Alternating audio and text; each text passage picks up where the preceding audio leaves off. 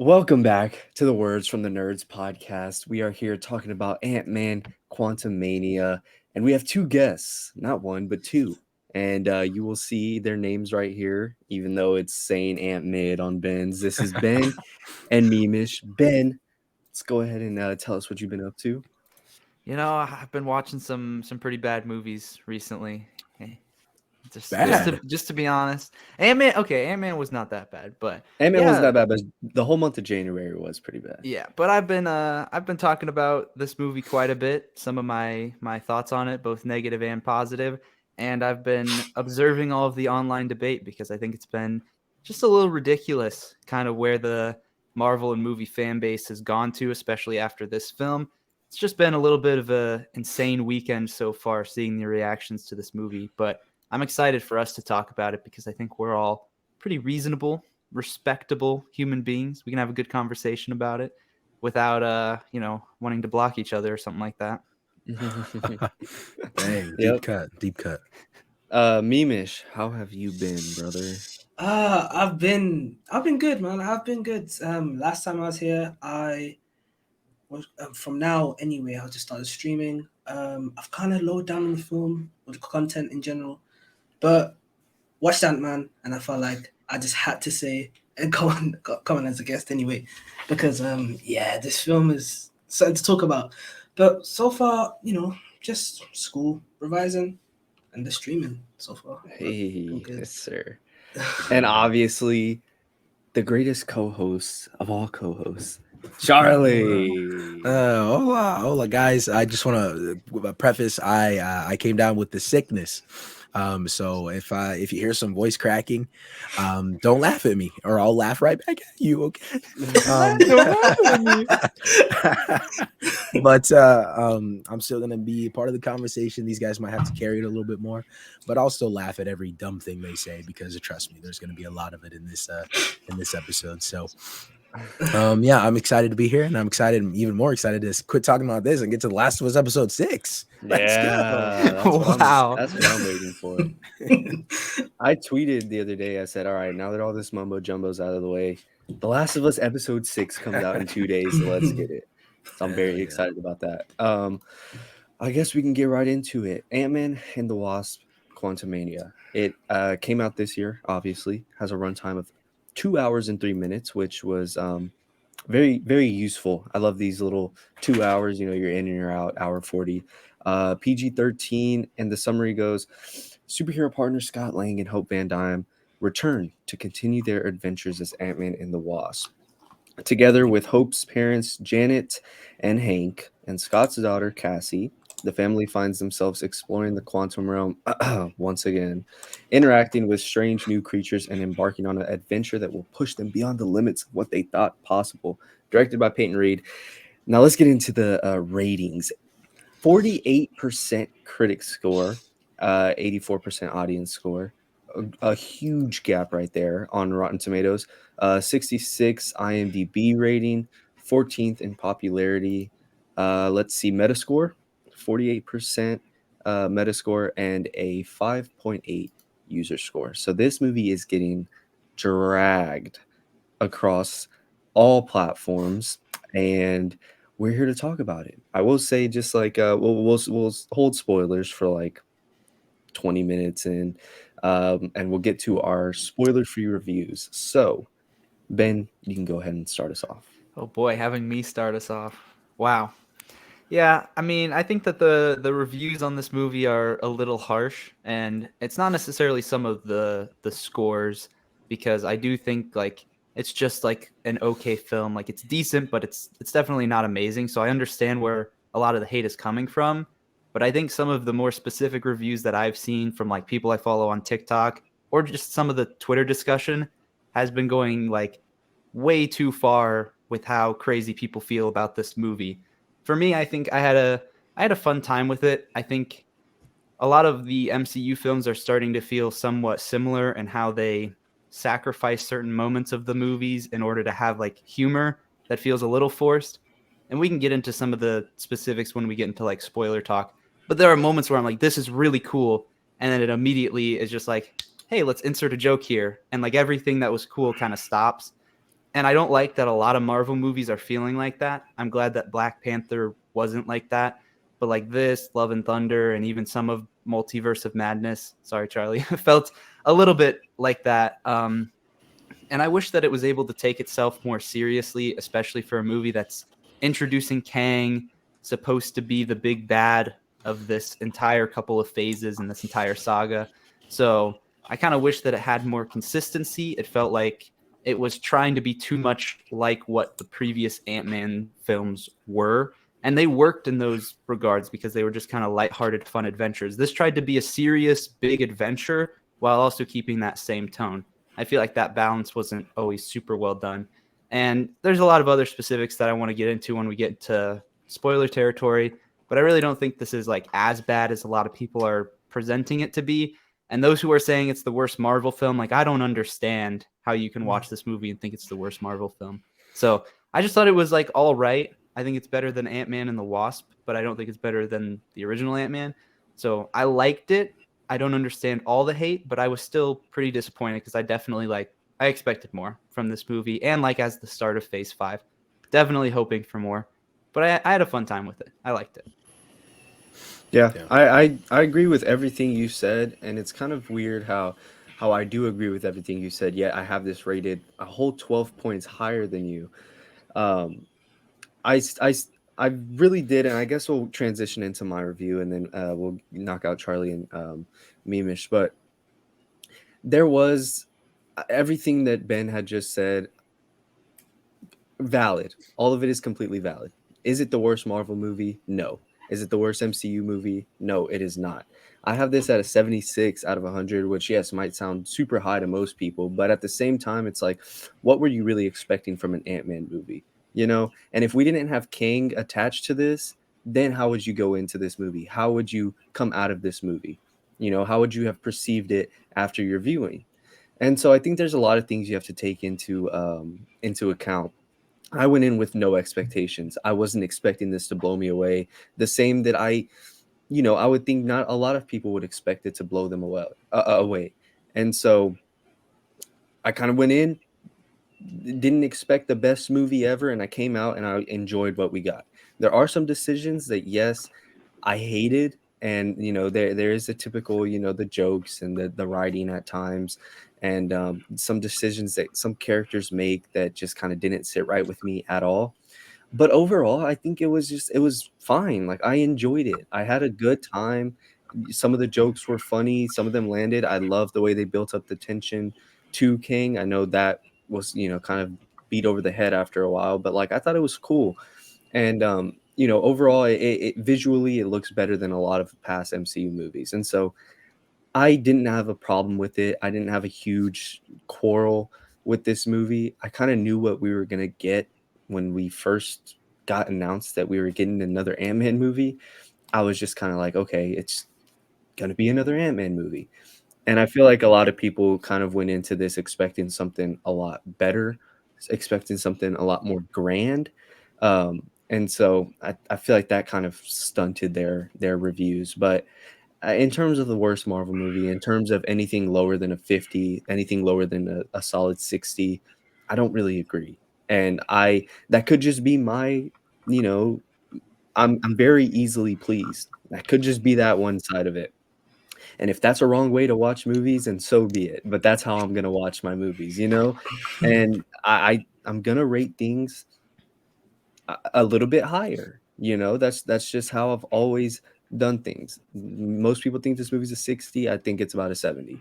So I'm unapologetically here to say that I did not think the movie was terrible. I didn't think it was bad. I think it was above average. It was all right. It's about everything you can expect from an Ant-Man movie. And so that's kind of where I sit. Yeah. I want to jump into mine a little bit, I guess. Just because what Ben mentioned in one of it, actually not here, but in one of his videos, jumping into Kang, I feel like I completely agree with what he said in his video. He said that they executed Kang conceptually in a great way, but overall, I don't think they did a fantastic job of setting up Kang. And we'll talk about that more in the spoiler section. But overall, I think he was the shining factor in this movie, but at the same time, it wasn't everything that I would have wanted to look forward to in the future, because I feel like it was more of just the same in a lot of ways of what we've already gotten with Kang and He Who Remains from Loki and stuff like that. But again, I'll dive into that a little bit more. For me, this movie was average. It was so average, leaning a little bit more towards like below average, maybe, just because it felt like this was a whole lot of nothing to me. I don't know. There wasn't huge character development from any characters. They all felt kind of one dimensional, and even down to like why. I mean, and this isn't diving too much into spoiler territory, but why is Wasp in the title of this movie? Like, she was hardly there, it seemed like, and when she was, she just wasn't really prominent. But everything down to like the pacing for me felt really like it dragged on certain things, like, and I'll talk about that a little bit later. It's just I found myself bored at times. And as far as like the funny aspect of it, I actually thought this movie was like less funny, like less jokes landed for me than like Thor Love and Thunder. I genuinely think there was only like 2 jokes in this movie that landed for me. I didn't I don't know if it was that they were trying too hard, or if that just the delivery wasn't quite there. I'm not sure. But even after I've seen it twice now, and even the jokes, normally if I watch them a couple times, they're still funny. But the second time I watched it, I didn't laugh. I didn't laugh a single time, I don't think. And you know, I don't expect these Marvel movies to be funny. They don't have to be funny by any means. I actually love them if they're more serious, like Eternals or Wakanda Forever. But I mean, just when you're trying so hard, it seems like to me, I guess, and none of them really land, it takes away from it for me. And even some things down to and I talked about this one in our group chat, down to like the third act of this movie felt very similar, like I've seen it before in other movies, and that took so much out of it for me as well. I don't know. I know I'm really dragging on it, and I said that like it's average for me, and it's true, it is average. I fully agree that it is overhated. Like, worst MCU movie, that is a crazy critique. I don't know why anybody's saying anything like that.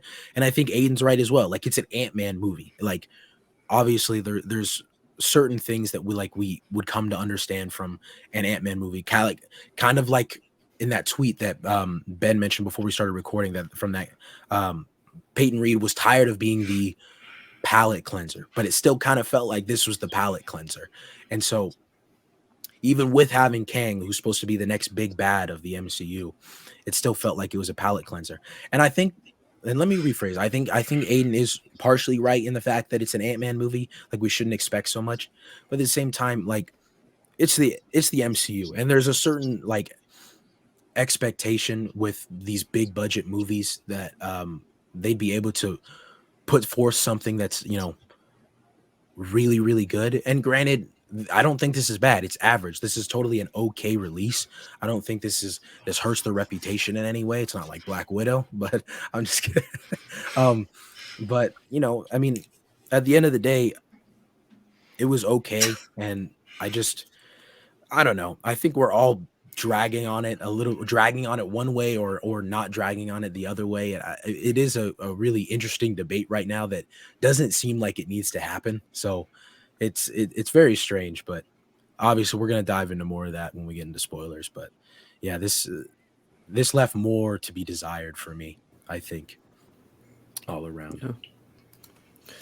Interesting. Memish, you want to give us your thoughts a little bit more higher on the movie? I feel like this movie could have done so much, and it's just, I feel like it's the same thing. It's the Disney formula, the Marvel formula. The first 2 acts, I think anyway, was good. It was decent. The last act, the way, I don't know, it made me have a lot of questions, and it fully did like annoy me. There was points where I was just lifting my hand up saying, what is this? Like, it doesn't make any sense. Especially with the hype, and I had a lot of hype towards this film because I thought, you know what, this may be an Antman film, but they seem like they're gonna cross the boundaries for this one. They're gonna go crazy. They're gonna, you know, like maybe something extraordinary, you know, something to do with Antman might have. Like, it's Antman, and then obviously it hit me in reality when I was in the cinema, and I was like, yeah, it's just just crossover Antman. He's not supposed to be in my opinion. He shouldn't be in the Quantumania, especially in that film. I feel like there could have been another character doing that, but alas, the first 2 acts I enjoyed, but plot armor is crazy in this film. It's absolutely crazy in this film. It's like there are just I don't want to go into spoilers just yet, but there's just many parts where I'm just like, yeah, that would not happen. That would just not happen. But overall, it is just an average film, to be honest. A lot of questions, a lot of annoyance that I had towards this film, but the first 2 acts did well. CGI, I think, was really good. They hit the nail on the coffin on this one, especially how people were questioning Marvel CGI in the past few TV projects, and I'm pretty sure Black Widow as well. They've hit on this one. They did well, but anywho, I gave it 6.5 out of 10 average. I'm watching it again on Tuesday, see if there's anything changes, see if there's anything I like, not like, and as of now, 6.5 out of 10. So if this movie wasn't kicking off Phase 5, if it didn't have Kang attached to it, and it was just Ant-Man and the Wasp, and it was like meant to give some story arc to Scott Lang and have him fight a street level villain, it'd be received way better than it's being received right now. It being what, Charlie? Well, What are you I was just gonna say, see, that's the thing. If they gave him a story, yes, I would agree. But like, what's the story for me? At least I'm genuinely asking because I don't see a story here for Scott, for any of the characters really, for that matter. I mean, maybe Cassie and Scott, but even then, they don't. Like, I would say that maybe they were trying to come back together and become closer as father and daughter, but I never really saw themselves as like that distant. Like, they didn't hammer home that point in the movie to me anyway. But it's the fact that they tried to set it up a bit in the beginning. They didn't do a good job at it, but they tried to set it up a bit at the beginning about him and his books and how he carries himself and all that. And him, and then Cassie having to go off on her own because she's, and that too. What is she giving my man Scott Lang so much shit for? It's like that that table scene, I was just like, bro, chill. Like, where's all this hostility coming from? But I think what they're trying to do, which I don't understand, because Peyton Reed is not a terrible director. Yes, he has a bad rap with the Ant-Man movies, but y'all are acting like this man didn't direct the best episode of The Mandalorian. The best episode of The Mandalorian, the last one, Luke Skywalker comes in and saves the day. That was all Peyton Reed. Granted, Jon Favreau and others, but I don't get how you go from that to what you did in this. And so I think what they wanted to go with the story was that Scott Lang was arrogant, let his fame get to his head, got him away from his daughter and his family, and then this is their journey to come back together. They have to go through all of this in the quantum realm, which is why he gets stuck with her, and Hope, Janet, and Hank get stuck together. But at the same time, it's like, make it make sense, make it work together, make the story flow, and they ultimately didn't. Um, but as I was saying, that on top of this kicking off Phase 5, on top of this having our supposed next big villain of these next 2 phases or this next phase, I think it just had too much, it had too much that it could handle. It couldn't juggle all these things, ultimately leading people's expectations to be shattered at the end, which is why I think we get a lot of this, hey, this is the worst MCU movie. And so for you to put all of that on an Ant-Man movie, I mean, you were setting yourself up for failure. You made me Ben think of looks like something. he has some thoughts. Yeah. And this is like, I just had this thought, so I'm going to put it out there and we'll see what you guys think. I think that the trailer also aided to people's expectations of this movie in a lot of ways that you just talked about, because the trailer, I remember specifically dialogue between Scott and Kang, where Kang is basically trying to negotiate with Scott and saying, I can give you something that nobody else can. And in the trailer, he says time. That doesn't happen in the movie. And in my eyes, what this movie was going to be based on the trailer was Scott basically being tempted by Kang that he could get the time back with his daughter, which I thought was going to be like a really interesting area of character growth for Scott, is like that's truly what he wants. He wants that time back, but then realizing that he can't get that time back and like the ramifications of that. I thought that was going to be like the core conflict of this movie. Instead, the core conflict was really just like Kang just wanted to get free. It had nothing to do with him offering Ant-Man time. All he offered Ant-Man is like, I won't kill your daughter. And then in reality, like he wasn't even truthful in that deal. I guess that's kind of spoilery, but you know what I mean. I mean, we can jump into spoilers. It's fine. Yeah. Sure. So what the trailer presented it as, I thought was really interesting. Tempting Ant-Man with something that he really lost and that was so near and dear to his character, because we know he's been so family oriented throughout his other films and like with everything he's gone through. That to me was going to be the core conflict, which was going to be a character development moment for Scott. And that was going to be the dynamic. The movie, like I was looking forward to that negotiation of I can give you time and then, you know, Kang getting something in return. But like for me, the movie just took a totally different approach. And I was kind of surprised because I heard pieces of that dialogue, but it was in a completely different order that didn't make it about that whatsoever. That tied into my expectations a lot because I was expecting a bigger arc for Scott and it to tie into family and emotions and stuff like that. And instead, the character growth and parts of this movie was really just parts of his family were in trouble and they had to fight their way out of it. That is like so basic level of like plot writing and character writing, in my opinion, that I thought was going to go a lot deeper. Not because I had like crazy expectations on my own for this movie or Kang, but because that's also how the movie presented itself, in my opinion, based on the trailer. I don't know why when you were talking about that, I was just thinking back to the trailer. Like, it wasn't just an idea in my head. We were basically like told that, if that makes sense. Yeah. I completely agree with that because I made a video about it too, because like that is such a cool concept. Like the fact that Scott lost time with his daughter, and granted, he wasn't the only person who lost time when it came to the snap and the blip. And so I feel like that was genuinely a cool arc that they had set up in the trailer for Scott to go through, like realizing that he wasn't the only person who lost time, and he needs to not be so selfish about it, and especially when it could end up helping this monstrous person, this monstrous being. My only flaw, I guess, with that against that would be like, I mean, it's the like that. Then we're judging. Oh, excuse me. What the hell? We're judging it by like the way we wanted to see it, I guess, in a certain way. And I know I think you're right 100% though, that the trailers did set it up that way. But I don't know. I feel like it's more we're looking at it like, oh, I wanted it to be like this, but it wasn't. And so like I feel like it's a little bit fallible in that way. And so I'm just judging, like looking at what we got, and like that compared to what we got, that would have been so much better. And and again, I wish that I could say that I would have liked that more.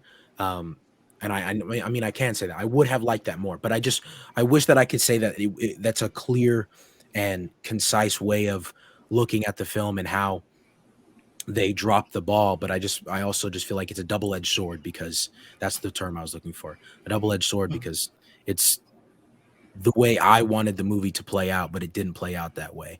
And so I don't want it to seem like that's the main critique I have against the movie, because it didn't turn out the way I wanted it to.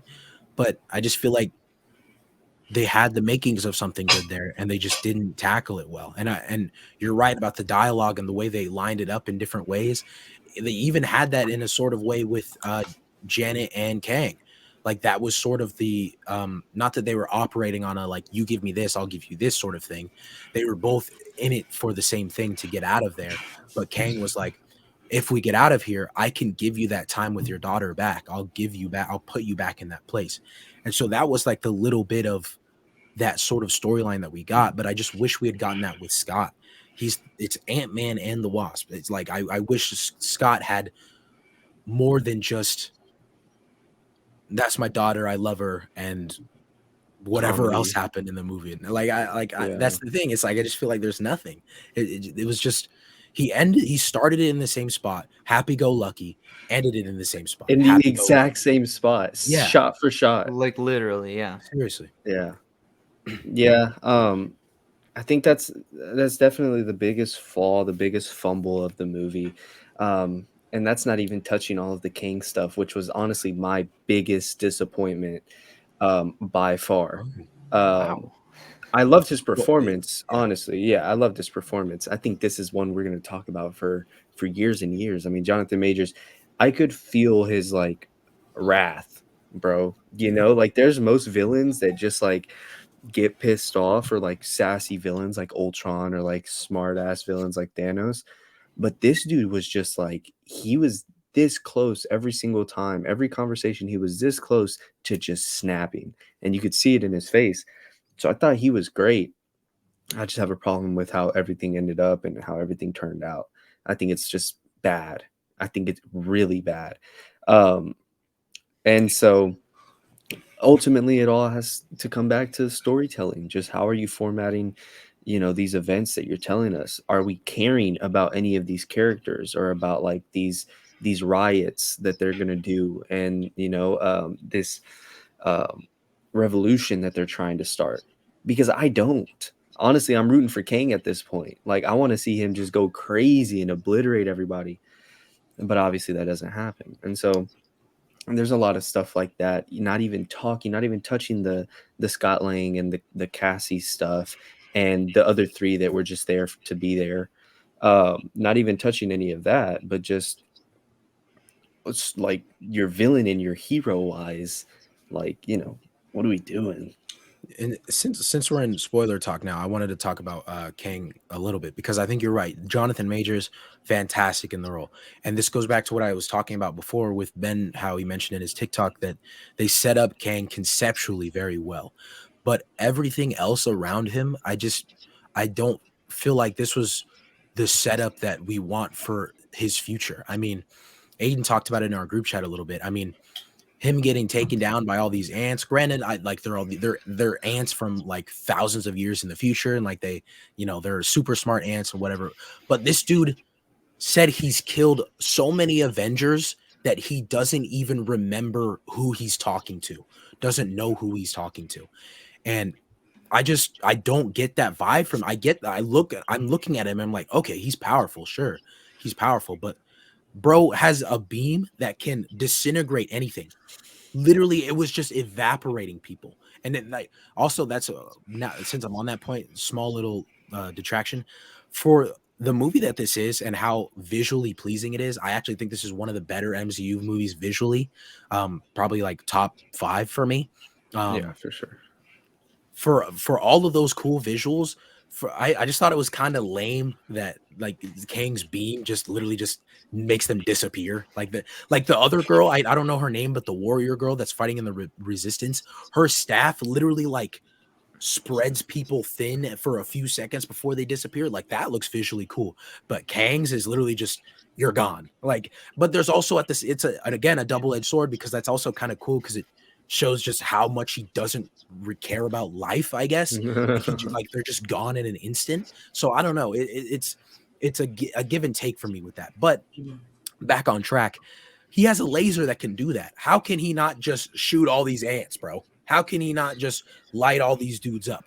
You want me to believe that this Kang specifically killed Thor, multiple versions of Thor, killed multiple versions of Cap, Iron Man, Scarlet Witch, whoever you want to say, but then he gets simply overpowered, and I don't know. Somebody said that he was struggling in the fist fight with Scott, but after a second rewatch, I don't think he was struggling. Scott got He a was couple giving him the hits in. beats, bro. Yes, he was. Yeah, he was working Scott, bro. Creed Like 3 that was training. he That's what was I'm working saying. the hell out of Scott, and so I don't know, man. I feel like a lot of it goes into as well. Like we don't know what Kang is going to be the Kang that the Avengers are fighting. So like I'm sitting here, I'm watching this Kang, and this one looks like the one from the comics. I'm thinking, oh, this one's the guy. And they tell us, oh, I killed multiple Avengers, and then they show us a ton more in the post credit scene. Rama Tut and Immorto or Centurion. yeah, and then Some C and then Immortus or something. yeah, Mortis, yeah. So then I'm sitting here, I'm lost. Like I don't know what Kang we're gonna be fighting in the future. So I don't, and this one wasn't that powerful, but then at the same time, those Kangs exiled him. So those Kangs have to be more powerful. They overpowered him and tossed him out, you know? But I don't know. I'm so confused. I feel like a lot of the things that I see people saying is like, well, this wasn't meant to be a confined story. This was meant to set up something else. Okay, I don't think it did a great job at that either. I don't Exactly. think it did a good job of setting up Kang. I'm again, I agree with Ben. It set up Kang conceptually very well, what he can do with time, what he can do to timelines and people. But I don't know what his ultimate motivations are, I guess. I mean, it sounds like he wants to beat his other variants to taking over the overall timeline, all these timelines. I'm not sure. It just Jonathan Majors does a fantastic job, and that dude has range. I'm so happy that that he is Kang, but Kang overall just felt so lackluster in this movie. And he would well. Let me okay. It again, double-edged sword. He is my favorite part of the movie, but at the same time, for setting up him later in the MCU, I don't think it did a fantastic job at that. At all. No, That I had actually, sorry, Memish, I don't mean to cut you off, but I had it's actually fine. made a video saying that, you know, while I did like him, Marvel kind of needs to make their mind up on Kang. We already have seen a Kang variant in the MCU that kind of just got tossed around, and not tossed around, but like Sylvie just kind of put a dagger in him and ended it. So we're like, okay, well, he remains, but like now we're about to get Kang, like now he is coming. And then, oh, Kang the Conqueror. He calls himself Kang the Conqueror. This is our main villain for the next couple of phases. And you take him out by some ants and by Ant-Man and the Wasp and Cassie. I'm sorry, they could be cool characters. I'm sure they're great. Their powers are pretty interesting. They're not touching nobody, bro. I don't think Thanos would even go down like that.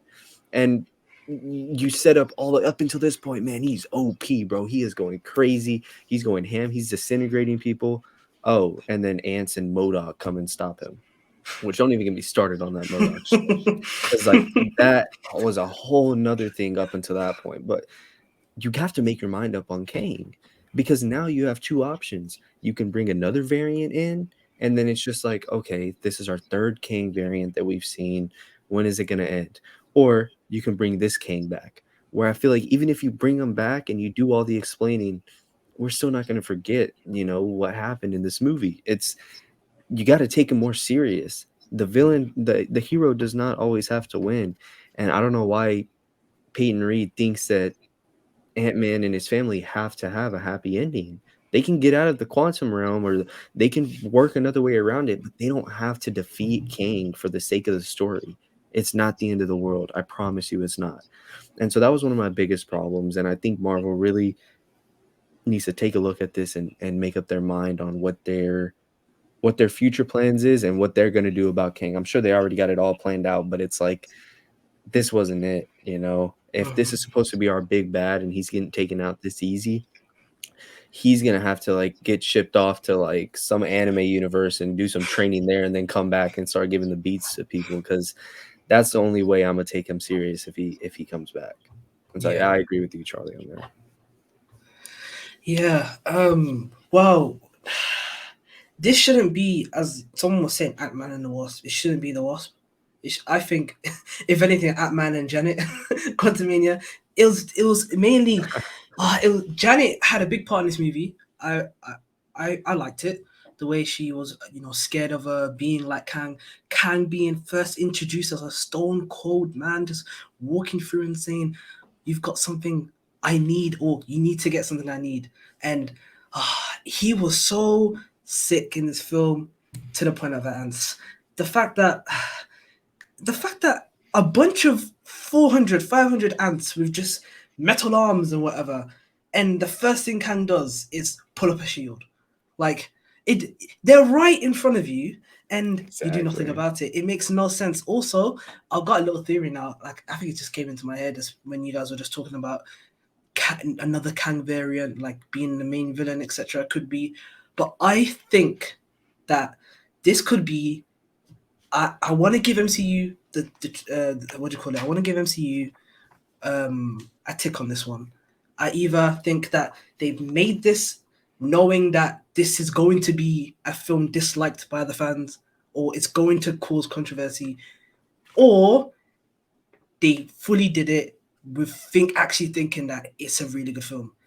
And I really hope that they actually were thinking of something like 2 steps ahead, because the fact that Kang is not certified dead, he just lost. And throughout the whole film, he was talking about the timeline and knowing the future in the film. So I feel like this Kang will stay as the Kang. I think he's not going to leave. He's going to be Kang. I think he's going to stay as it is. But in the end scene where he got absorbed by his time vortex, etc., I think that's going to be he's going to turn into the Kang that I think people want. Maybe beating the Council of Kangs, because I don't see anyone from the Council of Kangs being the main villain for an Avengers film. I don't think so. I just think they're there just to show that how many Kangs are there in this world.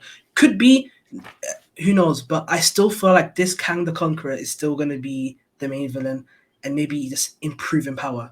But then again, plot armor was ridiculous in this film. Like, it was absolutely ridiculous. Like, the fact that Antman can just go crazy in size, and Cassie can learn something in 5 seconds and beat MODOK, who's supposedly going to be one of the, like they said in the beginning of the film, he just kills, but he didn't kill. Like, he just got beaten up. And a lot of scenes in this film just made me just question everything. It is very disappointing. I think Kang was very good, but they nerfed him. I've never seen someone nerf a character mid-film. Beginning of the film, he was at his prime. He was just disintegrating everyone, destroying everyone. He sees an ant, he just shields up, and it just didn't hold out with me. But nonetheless, got Guardians next. Guardians. Benjamin, let's hear it, man. Yeah, I got some thoughts. I wrote some notes down while you guys were talking. Starting off with the Council of Kangs and how like they must be more powerful because they banished him. I don't know if I fully agree with that, and I have a theory in my own head, kind of agreeing with what Memish said about how the Kang that we see is actually going to be the main Kang, and that he was only banished because multiple other Kang variants teamed up on him. I think maybe in a 1v1 he could have beaten other variants, but they had to, had multiple to banish him because he is the most powerful out of all the King variants. And in that regard, the other thing that I've heard people saying is because he has such a control over time and knowing timelines and such, that everything that happened between the ants, MODOK, and then ultimately Ant-Man and the Wasp beating him was actually what freed him. And he didn't die at the end. He went into the vortex and now he is free, which was his goal all along. I've seen people have that theory, and it's a theory that I think I could buy into, but I don't know if that's the route that they're going, because it seems a little far-fetched, but it does seem possible. The other thing is, I truly do think that Ant-Man should have died in this film. I'm not going to lie. I think that should have happened.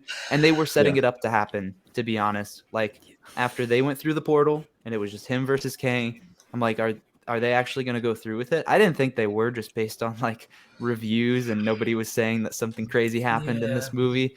I kind of knew where it was going, but I feel like that would have been such a better way to deal with it, is A, not have the whole thing with the ants and MODOK, and then B, have Kang and Ant-Man dies and Kang is freed. That to me would set him up as such a more powerful villain who actually we see kill an Avenger, which we only heard about, and he didn't get taken down for some stupid reason. And then the other thing that I wanted to quickly mention is, if this is not the Kang that we're going to see, I feel like that's a big flaw, because we've already seen 2 variants and we've seen them get offed pretty quickly. And if every single show and movie that we see, it's just going to be a new variant that they can just defeat, and the heroes are just going to keep winning again and again, when we eventually get to the Kangs in Kang Dynasty and Secret Wars, like how much we care about them and the impact that they have is going to feel so small. And I already feel like that's the case. The two Kangs that we've seen, their impact feels very little because they were defeated seemingly pretty easily. Mhm. So that's why I said, like, conceptually set up very well. And he's a very interesting character. And I have no issues with Jonathan Majors. He plays him perfectly. It's more so like, what approach are they actually going to take with Kang? Because if this is not the Kang that we're going to see, then I already think that's a big misstep. And it's really unfortunate because this was meant to be the film that set up Kang and Phase 5 of the MCU. And I don't think that those are unrealistic expectations. Like, you could say, yeah, it's an Ant-Man film. It's also an Ant-Man film where Kang is the main villain. Like, that's something to take into account. And I don't think they handled it super well. And I don't know where they're going to go with it. And, like, I think they could have approached it totally differently, and it would have been way more impactful for this film. Like, those two changes would be the biggest thing that I would do.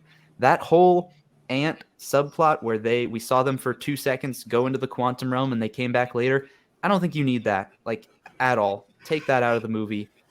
MODOK's redemption, sure, you could have him change, but he should have just been offed by Kang, like, to be honest. Or he could have been cooler or just utilized later on. I don't know. We'll get into MODOK, I'm sure, at some point. That change, and then having the rest of the family go, it be a 1v1, Ant-Man dying and Kang being freed, that I think would have been much better to set him up. And maybe there's a couple other small changes you could have, but that overall would have been much more impactful. Instead, he lost to Ants and MODOK, lost to Ant-Man and the Wasp, and also, at least according to the Council of Kangs, he died. Yeah, he's dead, yeah. And in that regard, I don't like that direction. I'm hoping that they're wrong and that he's actually freed and he is the most powerful, so they just think he's dead. But I don't think that's the route they're going, if I'm being honest, which is kind of sad. So those are the couple things that I wanted to throw out there with him. And it's really unfortunate because Jonathan Majors is so good as Kang. And even just in the other variants, I'm looking forward to seeing him. But setting him up as the next big bad when we're getting Secret Wars and Kang Dynasty within the next 2 and 3 years. And Loki season 2. Like, I mean, and I'm sure other appearances as well. But it's more so just like, can we really build him up to be a big bad in the next 2 or 3 years if this is what they've given us so far? Because so far it doesn't feel like it's a step in the right direction. Can I put something out there?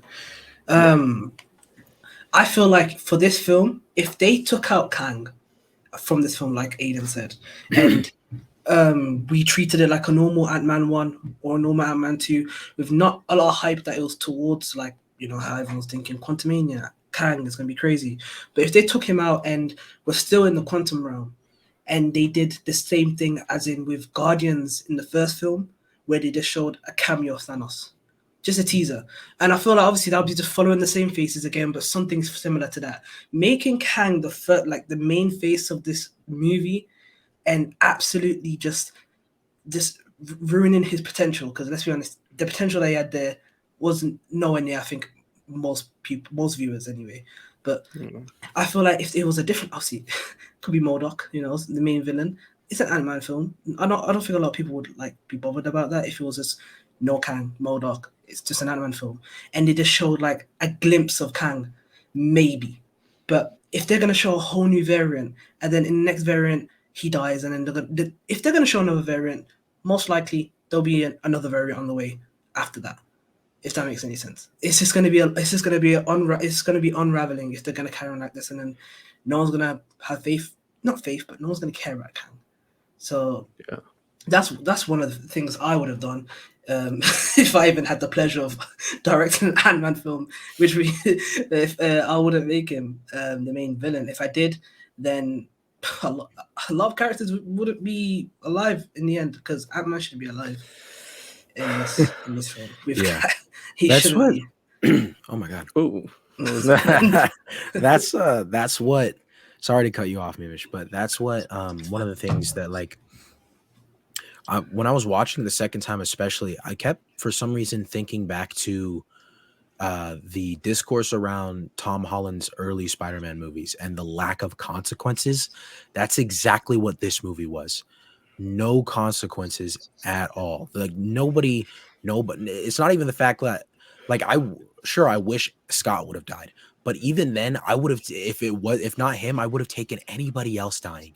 Hank, Janet, Hope, maybe not Cassie. Like I don't see that me caring that much, but like any of them, bro. Like just have some sort of consequences. They're fighting the man who supposedly killed tons and tons of Avengers. Nobody dies. Nobody. That's insane to me. And even then, it looks like they're setting up Scott and Hope are going to be trapped in the quantum realm at the very end. But then they don't even follow through with that. And somehow Cassie can just open a portal from the other side and lets them come home. Makes absolutely no sense. They didn't say, like they even said at the beginning of the movie that was not supposed to be a portal. It's literally just a satellite to call down to the quantum realm. And so it doesn't make it entirely just feels like they wanted this to be another palate cleanser, a happy-go-lucky movie. And it's like, but you said you didn't want it to be like this, Peyton Reed, and that's why they gave you Kang. And you didn't do too much with Kang, at least for setting up the future. And so I'm left here. I'm like, well, I'm a little underwhelmed. Nobody died. This crazy man was supposed to be this earth-shattering villain that if he got out would end everything that we know and love. And yet everybody got out with barely a scratch, minus Scott. He got pretty messed up, I guess. But even then, he was healed by the time he was doing his little happy walking montage by the end. So I don't know, man. And I mean, if real quick, if anybody has any thoughts on that, real quick, because I want to transition. Since we're on Kang, still, I want to talk about the post-credit scenes. No, I mean, the only thing I was gonna say was like that whole portal thing, that portal opening up was so weird and just so out of the blue that whenever we got to the end of the movie and he went into that coffee shop and he had to pay this time, I was so hoping that he was in a different world or a different universe. I was so hoping, dude, but then I was like, you know what? It's because he found out he's Ant-Man and not Spider-Man. And it's just some fucking joke, obviously. Yeah. And so that's why I was like, whatever, bro. And I just threw my hand up because I was like, dude, because it was like, because damn, Charlie, you good over Sorry, man. I'm dying. No, you're good. It was just some like, what was it? Oh, shit, man, your cough kind of just threw me off. Sorry. You got me. You got How dare you, Charlie? No, when he's doing his whole walk at the end, it's such a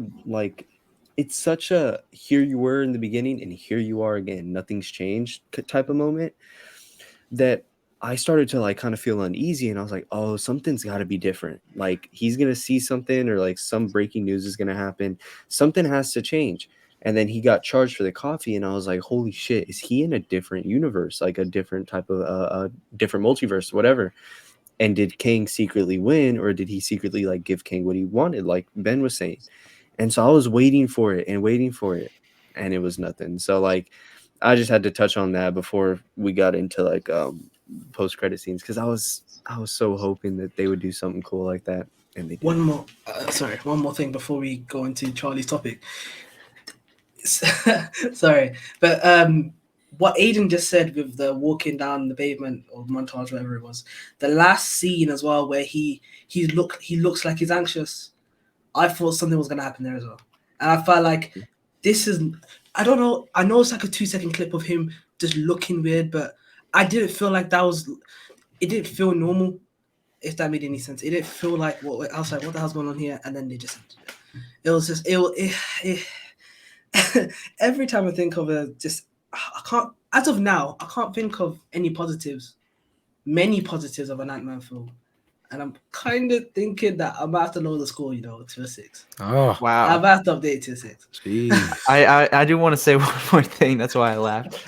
Just on the topic of this ending scene, because there were a couple moments in this movie where I feel like they took things that were previously established and just like ignored them.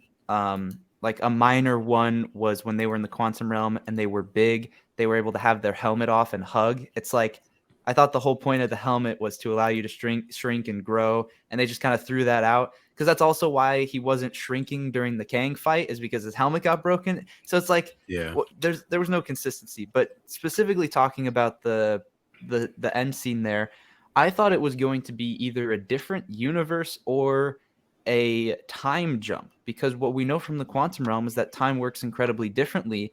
So they were probably in there for a few hours, which is what he said he was gone from the 5-year gap between Infinity War and Endgame.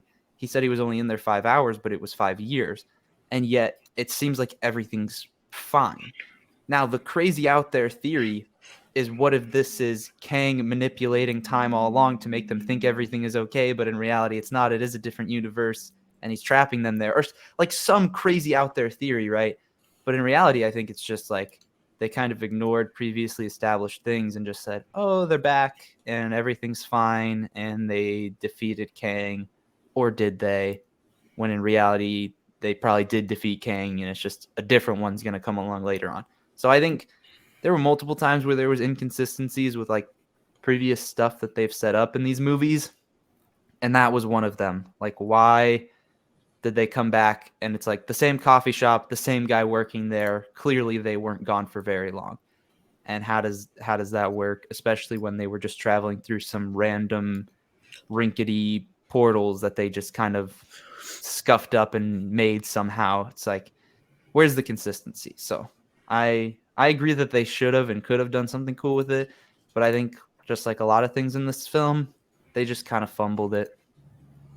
Yeah, I actually didn't even think about him being in a different universe. That very much, if they had done that, that very much could have ended up like that post-credit scene for Far From Home, where it's kind of just like he thinks he's in a good place right now, and then I don't know, then they show us that he's in a different universe and all these different things are changed. He's an oh shit kind of moment. But yeah, potential was there and they didn't do it. I wanted to transition, since we're still talking about Kang, since both the post-credit scenes have to do with Kang. I wanted to talk about them and how absolutely overhyped they are, because that was insane to me. That the fact that because after the movie was over, I was already, and I said this in a TikTok, after the movie was over, I was already let down by the movie. And then, so I'm like, but wait, the post-credit scenes, everybody said they were insane. I don't think I heard a bad thing about the post-credit scenes before I saw the movie anyway. So I was like, oh, these might bring me up a little bit. It's the mid-credit scene is entirely expected for me. We've heard about Kang and his variants multiple times now. First time all the way back in 2021 with Loki. He Who Remains bringing up his variants. And then in this movie, they brought up his variants again, all these different versions of me. It's expected that I'm going to see them at some point. And granted, it would have been cooler if we got to see them do something. All they did was stand around and talk and say, hey, we need to stop these guys because they're touching the multiverse and they could take everything from us. But you just showed me in this movie how easy it is to piece up a Kang. Apparently, it's Antman and the Wasp can piece Kang up like nothing. And so you want me to be worried about these thousands of other Kangs when I'm sitting here, I'm like, I don't care. I don't care about this.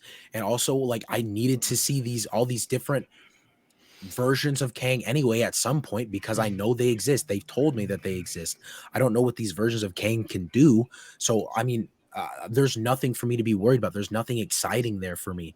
I at least for me personally. And then the second one, I have never been a fan of post-credit scenes that are just literally just clips or trailers for stuff we're going to see later on. Like, I mean, why include it at that point? It's nice. It's cool. I'm excited for Loki season 2, but I don't need it. Like, I can watch it when the show comes out. I don't understand. Like, you don't need to throw this in here for me like that. Maybe that's just for me though, because I'm very avid. Like, whenever they drop clips of like the morning of a new Disney Plus show drop, they always drop a clip, and I'm like, I'm not watching this. I'm gonna watch it in like 10 hours. The episode's gonna be out. I'm just gonna watch it with the episode and that kind of thing. So maybe like that's just a me thing, but it was cool to see Loki again, I guess. But we're gonna see him again in like July or something. I don't know when his show comes out, but I don't know. It was just it was so needless to me. Charlie, sorry. Can I ask you? Okay, what was your opinion on the No Way Home post credit scene with Multiverse of Madness? Did you like as in The The trailer? trailer? That yeah, was lame. That was lame. yeah. That was lame. okay. I felt like going back to what you said about the Loki thing, I completely forgot about Loki in that film. But And as a like, show, or just as a character.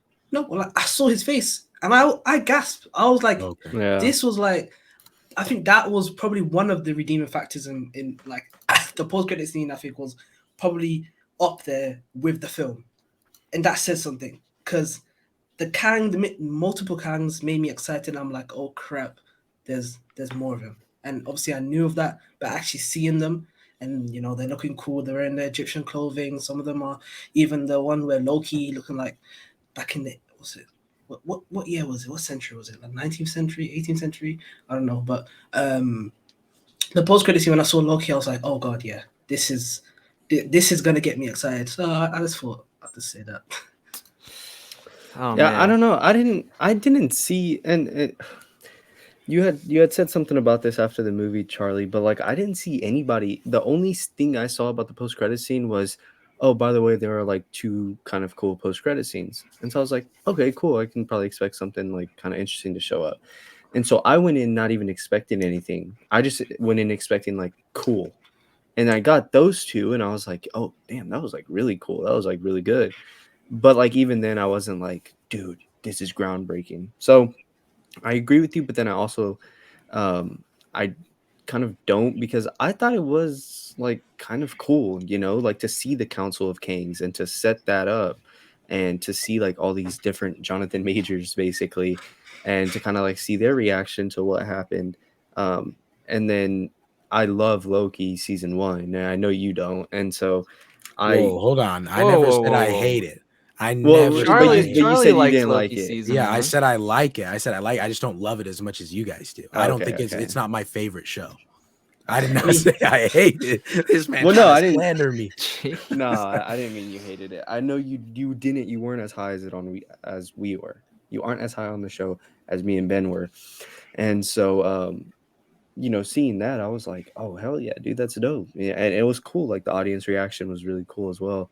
And so I didn't really see a problem with the post credit scenes. I didn't think they were bad. I didn't think they were anything groundbreaking. Just they're just kind of there, and it's like, I don't know. I just don't get the like all the hate. It's just like it's crazy to me. It's insane that Sorry, that Ben's just it's cooking just up. like two post credit scenes, and it sets people over the edge. Nah, man. Nah. Whew. The more that you talked, the more thoughts that brewed in my head for what I wanted to say. So, I mean, credit where credit is due. There are aspects of the credit scenes that are cool. I think the Loki one was fine. The Kang one was kind of a double-edged sword. For one, I liked certain aspects, like seeing the Council of Kings, cool. Seeing them all teleport in the way that Mr. Fantastic did and Doctor Strange in the Multiverse of Madness, cool. Like, I'm fine with that, right? The thing that I really, really disliked about it is everything that we've been saying about Kang, how like they didn't handle him well as a villain. That post-credit scene to me kind of solidified all of my worries. It was like, is this Kang actually gone? Or like, is he going to be the big bad? Are we just going to see more variants of Kang? We're going to start to lose the significance. So when you have 3 Kangs come on screen and basically say, he died, the Avengers are a threat, we need to worry about them because they killed one variant. Like that to me furthers how I felt about Kang and all of my issues with Kang. And that's really upsetting because I think that a post-credit scene like that about Kang or about the future of his interaction with the MCU, it could have redeemed some of what happened in the movie, and it just pushed it further. Like it took all my concerns and it just pushed it further. I also think scenes like that, they could have had that in the actual movie. And I know that's the case with like a lot of post-credit scenes. I remember when Shang-Chi came out and people were super high on those post-credit scenes, when in reality, it was literally just like here's what happened right after the movie in two different ways, with like his sister taking over and then with him in the rings. Include those in the movie. Like they're not big post-credit scenes. They're literally just like a logical follow-up to the story that we just saw. Yeah. And so in that regard, it's like they could have either included stuff in the movie or they could have redeemed some of the faults with Kang, but for me it pushed it even further. I didn't hate the Loki post-credit scene. Like I thought it was cool that I know that we're going to see Kang in season 2 because I wasn't sure if that was the approach that they're going to take. So that was like cool, but it wasn't huge, I guess, for me. And the first one was frustrating. The first one was very frustrating because like all of my concerns felt kind of confirmed at that point. I mean, couldn't you say that about every post-credit scene then? Like, just put it at the end of the movie, you know? Like, I feel like you're real critical on this one because of like what it did and what it did for like the story and what it did for Kang. But like, you could really say that about any post-credit scene. Like, just tag it at the end of the movie, it's fine, you know? But I feel like in the sense of storytelling and sense of like what Peyton Reed is trying to do, you could easily put that Venom post-credit scene at the end of Spider-Man No Way Home at the end of the movie, but you don't want to because you want to end it off with Tom Holland swinging around and boom, it's a happy ending. He's finally on his own, whatever. Well, it's the same thing here. As much as we don't like it, they do want to end the movie off with Scott skipping his little happy ass all around town and ending the movie on a good note. They shouldn't And have, then though. They shouldn't have, and that's what I'm saying. But like storytelling wise, that's what they wanted to do, and then show the post credit scene like, oh, and there's some danger coming, you know. And so like, while I don't agree at all with that that's how the movie should end it, I think the movie should have ended with Scott either dying or Scott being sent somewhere else, or Scott and Hope being stuck in the quantum realm and Kang living. Those things, if you have that at the end of the movie, this is automatically an 8 or something, 80 out of 100. I don't think the movie should have ended the way it did, but because of the way it ended the way it did, and they want to set up this council of Kangs, and they want to set up the power dynamic between them and between King the Conqueror. Holy shit, I'm fumbling my words so hard. You want to set up that power dynamic, and you want to end the movie off in a good note. That was honestly the best way to do it. Now, I don't like it, and I don't agree with it either. I'm just saying, like, it's the same case with like Spider-Man No Way Home. What I feel like Ben was saying, sorry, Ben. What I feel like Ben is saying, like, because how we talked about how we wish that he was in like an alternate universe or something bad had happened with ending the movie. Yeah. Putting that post-credit scene there in the end of the movie would have perfectly been that different dichotomy of, oh, happy Scott, but like this is what is left after what he was able to kill or whatever you want to look at it. But and so I think I fully agree with Ben, because I think that was like, if you had put that in the movie, like that is like instead of ending it in the same spot that we started, ending it on this bit of dread rather than, oh yeah, everything's fine, we did everything, this guy's supposed to be a super hard ass badass guy, but we took him out no problem, you know. And then granted, they have the little moments with Scott like, did we do the right thing, which I didn't like that at all. I thought that was just like, you're trying to create dread, but it's not actually like working. I don't know. Yeah. But that's why I mean, because what you mentioned about you could do that with most post-credit scenes. I feel like specifically for this one, having it be at the end of the movie would have worked in the movie's favor rather than having it as a post-credit scene, because it would have created that sort of dread, like I keep saying, that dread that was lacking at the end of the movie, especially with a movie that involves this Kang character that judging by the post-credit scene, we're supposed to fear him and his variants. So yeah, okay, go ahead, Ben. I was just going to quickly say that I don't think that what I said is the case with every post-credit scene. The Loki post-credit scene, if they're going to have it, should be a post-credit scene. Yeah. That doesn't fit well at the end of the movie. And so some of them, I think, some post-credit scenes, I think back to the original Avengers, the Thanos post-credit scene, they could have included Thanos in the actual movie towards the end of the movie. They could have if they wanted to. I think in that regard, they were still trying to kind of build him up as this like ominous big bad for Marvel at that point, because they did that with both Avengers films, just kind of like progressing his story in the background until he eventually came in Infinity War.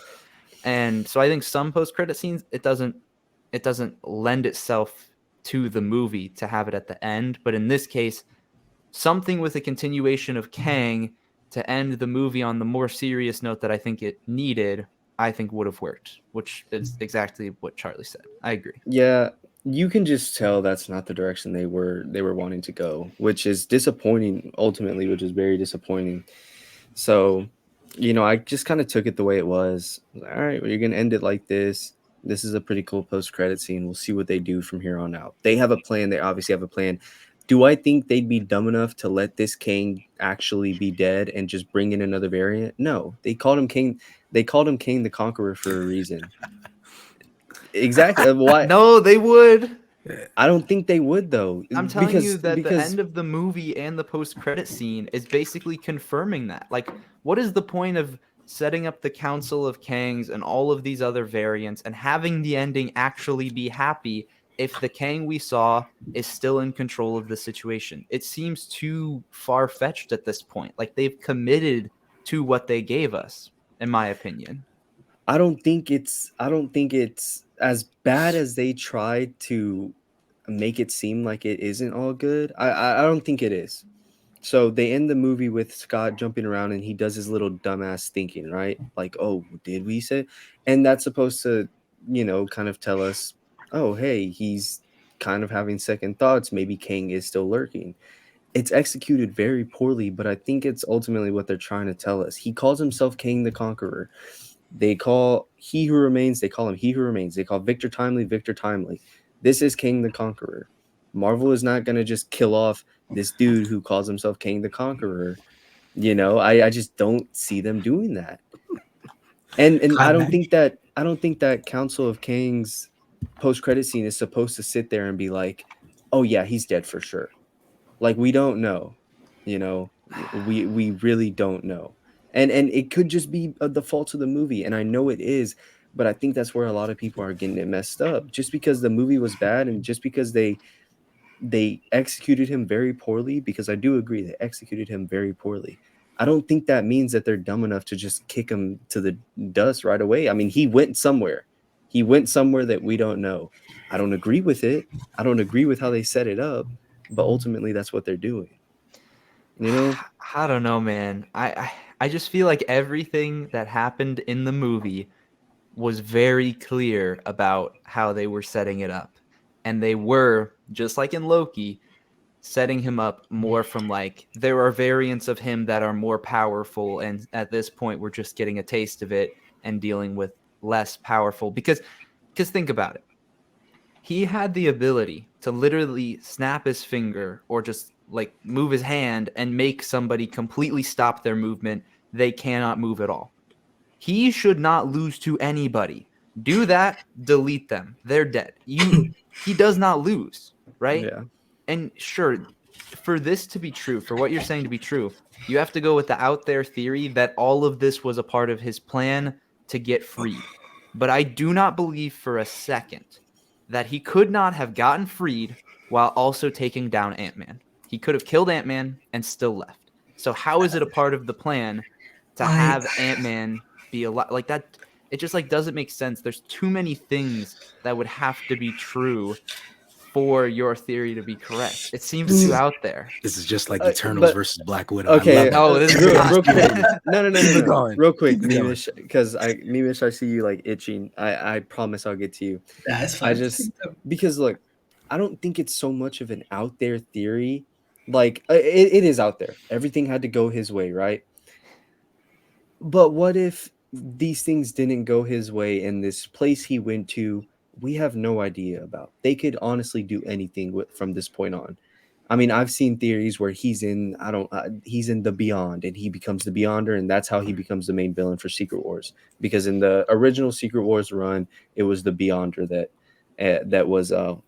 that made Battle World. And that way, Kang Dynasty will be just them fighting the Kang Dynasty, right? The Council of Kangs. And they'll set that up that way. So I can see that. I can see them temporarily getting rid of this Kang just having him come back way stronger, way bigger, and way badder. And in the meantime, they got the Council of Kings. Do I like that? No, but I can see them doing that. And I don't think they would just get rid of this king in particular that easy. And it doesn't have to be a whole like, well, everything went his way just as he planned. It could easily just be as, unfortunately, I don't like it, you don't like it, but he got beat by Scott, and now he's in this place that we don't know about. They can utilize that the way they want to. I don't like it. I don't. Trust me, I really don't. I wish they went a different way about it, but I don't see them getting rid of King that easy. Mm-hmm. If that makes sense. Yeah, it makes sense. It's just like it's unfortunate because we're talking about something that was so poorly executed and trying to justify two sides of the coin to it, but at the same time we both understand that either way it's bad. And so it's my hard big to thing. kind of It's like at least at the end of Loki, they were very clear about why King was there, who he was, and it was very clear his interaction with the heroes. Like, you kill me, this is what happens. And that was kind of the setup. And like, if what you're saying is true about Kang, then they just did a terrible job of setting him up as that for these next couple phases of Marvel. Yeah, I agree. Ben v. Hayden. What? In the chat. We're gonna have a boxing match. No, it sucks trying to get the point across, because at the end of the day, what they did with the movie was just like very poorly executed, and so it's hard to argue either side of it, you know. Yeah, because on one hand I'm like, no, I feel like they know what they're doing with at least King the Conqueror, not Victor Timely, not He Who Remains, not nobody else. King the Conqueror, I feel like they know what they're doing. He's their next big bad. They set up Thanos perfectly. I'm hoping they know what they're doing. But at the same time, you look at the ending of this movie and you're like, maybe they don't know what the fuck they're doing. And so that's why it makes it difficult arguing both sides of it.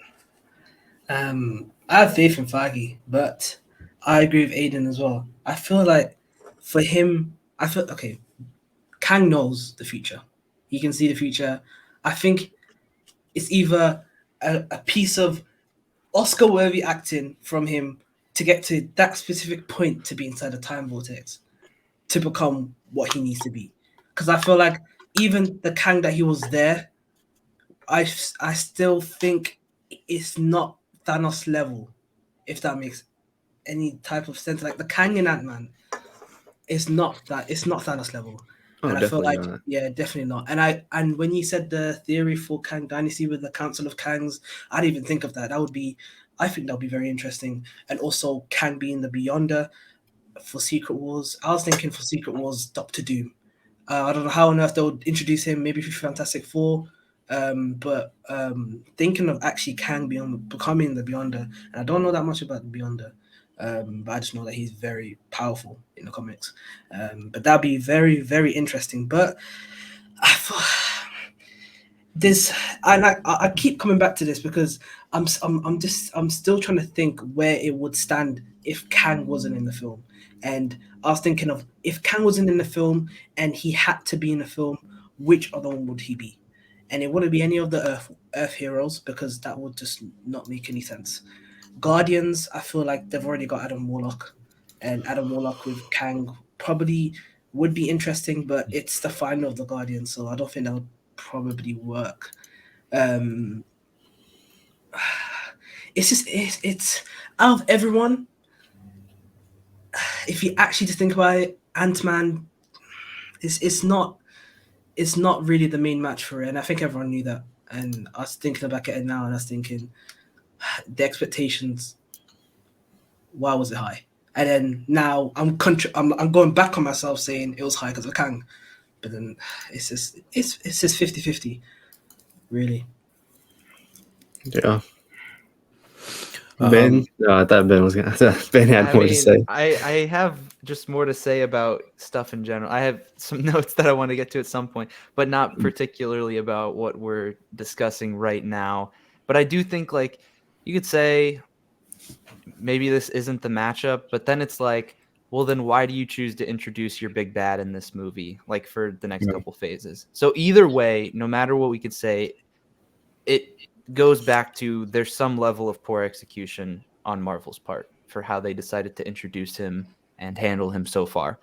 Either way, it all goes back to, even if Jonathan Majors is amazing and even if Kang is good on a conceptual level, what they've done so far is not great. Yeah.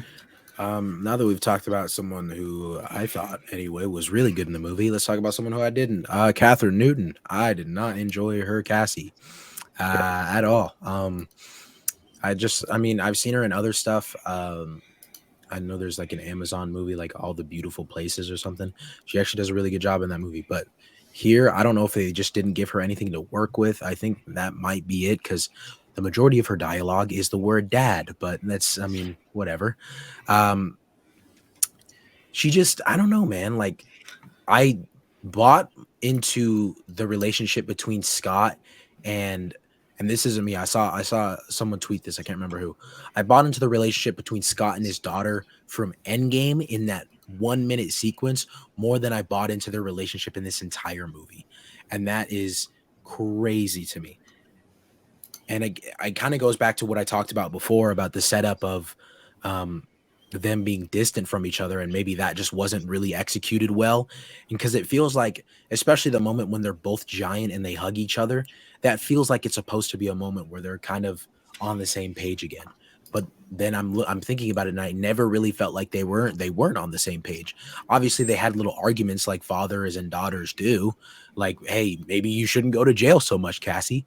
I'm sure your dad doesn't want you to go to jail, but like that's the thing. That's a normal sort of conversation to have. I never felt like they were distant, and I just never bought into how much I think Paul Rudd sells it more than she does. Excuse me. And part of that is like, I talked about this in my review. The sequence, it's actually my favorite sequence in the whole movie. I think one of, actually, maybe my second, when he's down and in the power core and he's about to shrink it back down. I love that the uniting factor for all those different Scotts is Cassie. That's what makes them all work together. I think that is executed really, really well. I think that whole sequence looks visually stunning. I love when Hope comes in and helps out. I love that sequence so much. One of my favorites in the movie. And so Paul Rudd does a great job of selling this father-daughter relationship and how much Scott cares about her.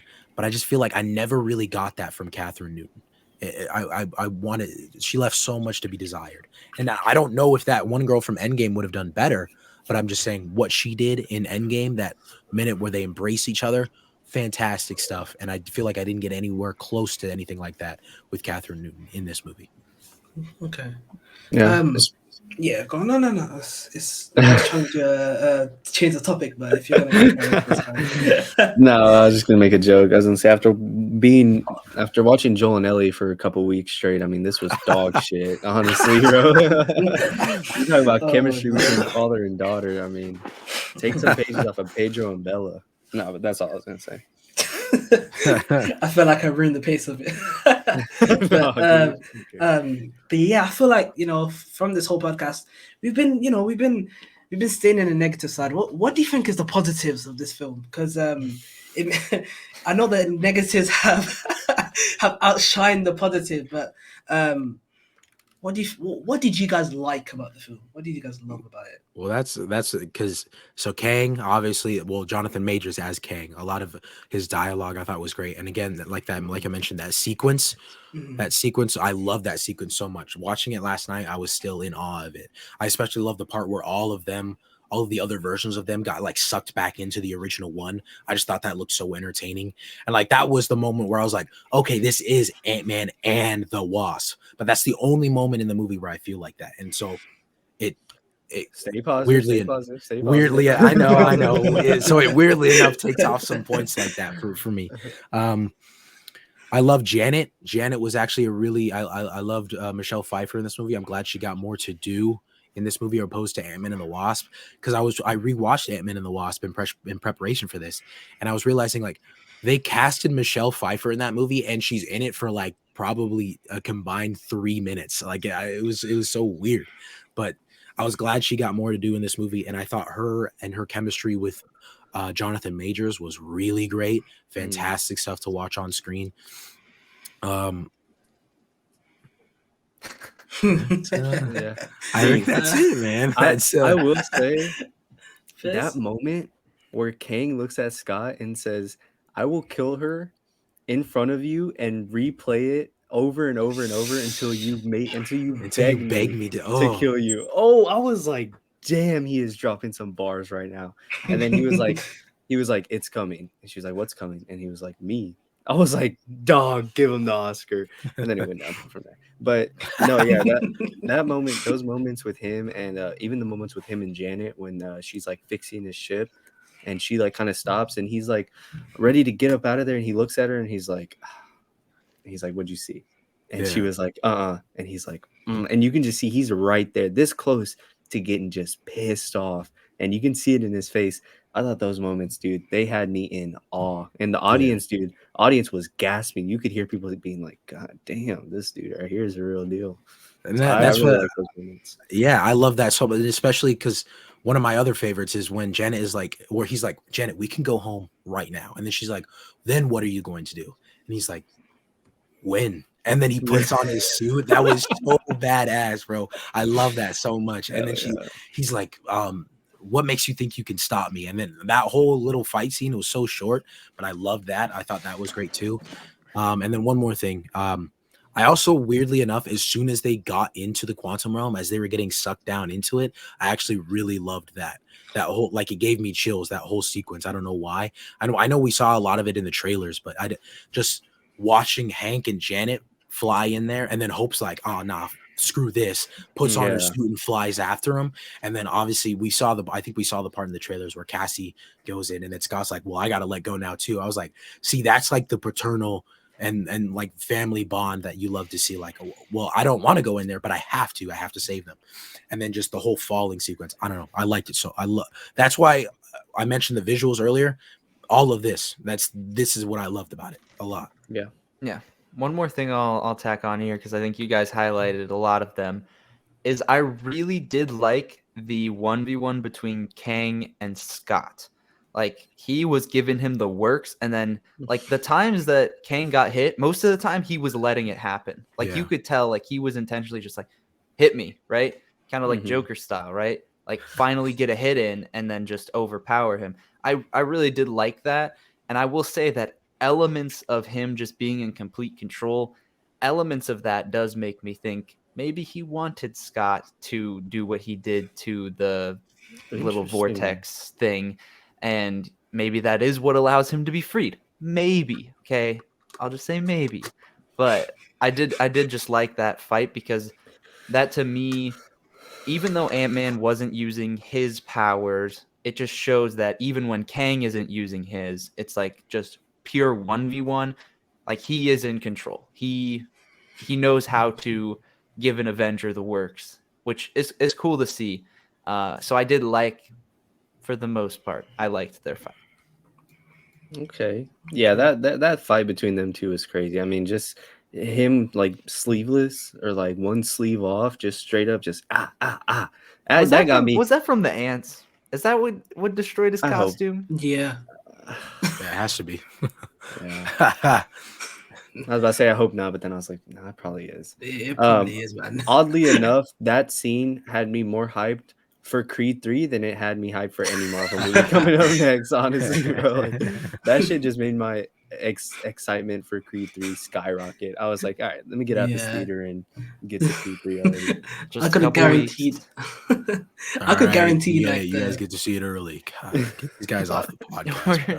We're traveling a couple hours to see it early. Our bad. Oh god. Oh god. But yeah, dude. So those were some fire moments. I mean, if anything, if you take away anything from this movie, I mean, Kang is gonna be him. Go ahead, Ben. I've got one more, and it ties into what I mentioned at the very start when I was giving my thoughts, where there were moments that seemed really good, really serious, ruined by humor. MODOK's introduction, when he is the eyes, like you see the glowing eyes in the background, sick, so good. But then it's 5 seconds later that they do the whole montage. The music cuts, Darren, and then the helmet comes off, and everybody's laughing in the theater because of how ridiculous it looks. And most of the other stuff with MODOK, was done terribly. That is a positive, though, at the start of it. Like, his introduction was sick. He comes through, and then the glowing eyes in the background, I thought that was super cool. From there on out, it's kind of ruined, but it's a positive, but it's also one of those areas where I think they ruined it, where it started off seeming like it was going to be really cool. I mean, honestly, MODOK is supposed to look goofy, so I didn't care about how he looked. I was like, it's fine that he's a dumb comic book villain. He looks bad, but he's supposed to look bad, right? So I didn't care about that. And everyone on Twitter and TikTok talking about how, oh man, it looked horrible. It is. I'm like, dude, he's supposed to look bad. He's supposed to look dumb and goofy. It's MODOK. But I will say, how they got him into MODOK was actually like really interesting. Like him shrinking everything but his head, and that's how he is, like the flying. I thought that was a cool way to put a twist on it. Like that's the MCU's version of MODOK. Like other MODOKs, like they don't utilize that. Like they have their own different ways, which is fine. This one I thought it was like, okay, it's cool, until they showed that unnecessary scene where it's like, what are we doing? Like watching Rick and Morty or something? You like that, bro? I mean, yeah, dude, I liked it a lot, but like at the same time, but I was just like, okay, this is a cool concept, but now y'all are doing a little bit too much, especially like humor wise. Like y'all are doing a little bit too much. Well, I didn't really have an issue with how he looked, because he does look goofy and there's no way around it. Literally no way around it. Other than, I guess, you keep the mask on but still reveal who it is. Because I did feel like it was kind of forced, the amount of times that they wanted to show him outside of his suit. But I was more so saying that the like joke side of things ruined the serious introduction that he had, because it really was cool, and then 10 seconds later all the music cuts and it's just, you're meant to laugh at it. Like that's the kind of the whole point of it. And I think it just ties back into the tone of a lot of things. Like I'm glad they didn't have a moment like that with Kang. That would have made me so pissed if there was like a really serious thing happening and then all the music cut and like Ant-Man just makes a joke or something. That would be atrocious. But even with MODOK, I feel like a lot of people are saying he was just like a missed opportunity, especially considering they already killed him off at the end of the movie.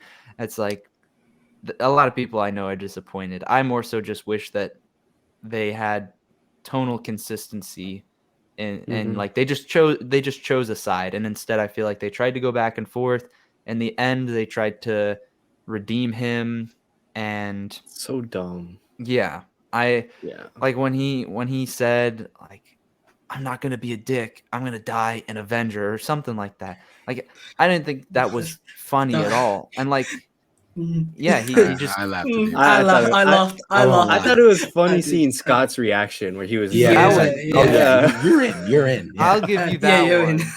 It was more so like, really, is this really the redemption arc that we're doing here? Like you just, tried to kill Ant-Man and then you tried to kill Hank, and like you're just trying to get revenge on all these people. And like, I don't know, I didn't find the redemption arc to be all that interesting, and it felt like such a small piece of this movie that's just like, why not just make him like actually really cool and dark and add something to the story?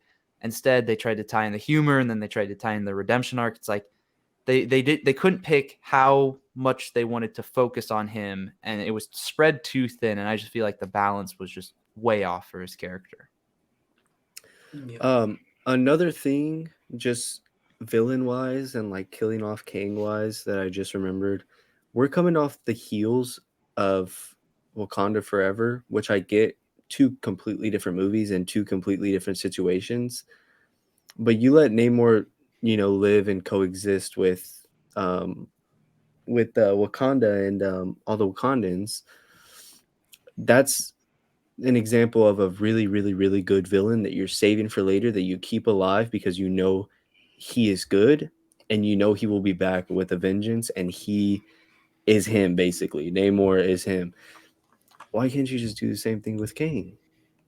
Just let him. Why do you have to kill him or make him go out the way that he did? Coming off the heels of how well received Namor was and all of like his ending, I get two different situations completely, but you see the reaction to okay, Namor lives to see another day. We'll see him again in the future. And then you do the complete opposite with your next big bad in this movie. I just don't get it. Yeah. So that was just something else I thought of right now. Something I wanted to bring up. Why was Bill Murray in this movie? I Comedic genuinely, effect. yeah, it's like I don't even know. That's I just it. feel like he didn't even accomplish that. Like it was just That's what he was in there for, though. It was meant to be, oh, hey, it's Bill Murray, and then a couple jokes, and then he's gone, and that's it. Yeah. That's literally it. so weird to cast him, man. I don't know. That's just. But speaking of other casting choices, I am so disappointed with what they did to my boy William Jackson Harper, bro. I am so disappointed. Why couldn't he just be Reed Richards? That's what I'm saying. You even dude. just acknowledging William Jackson Harper is enough to just make me like, And then you give him Seriously. this role.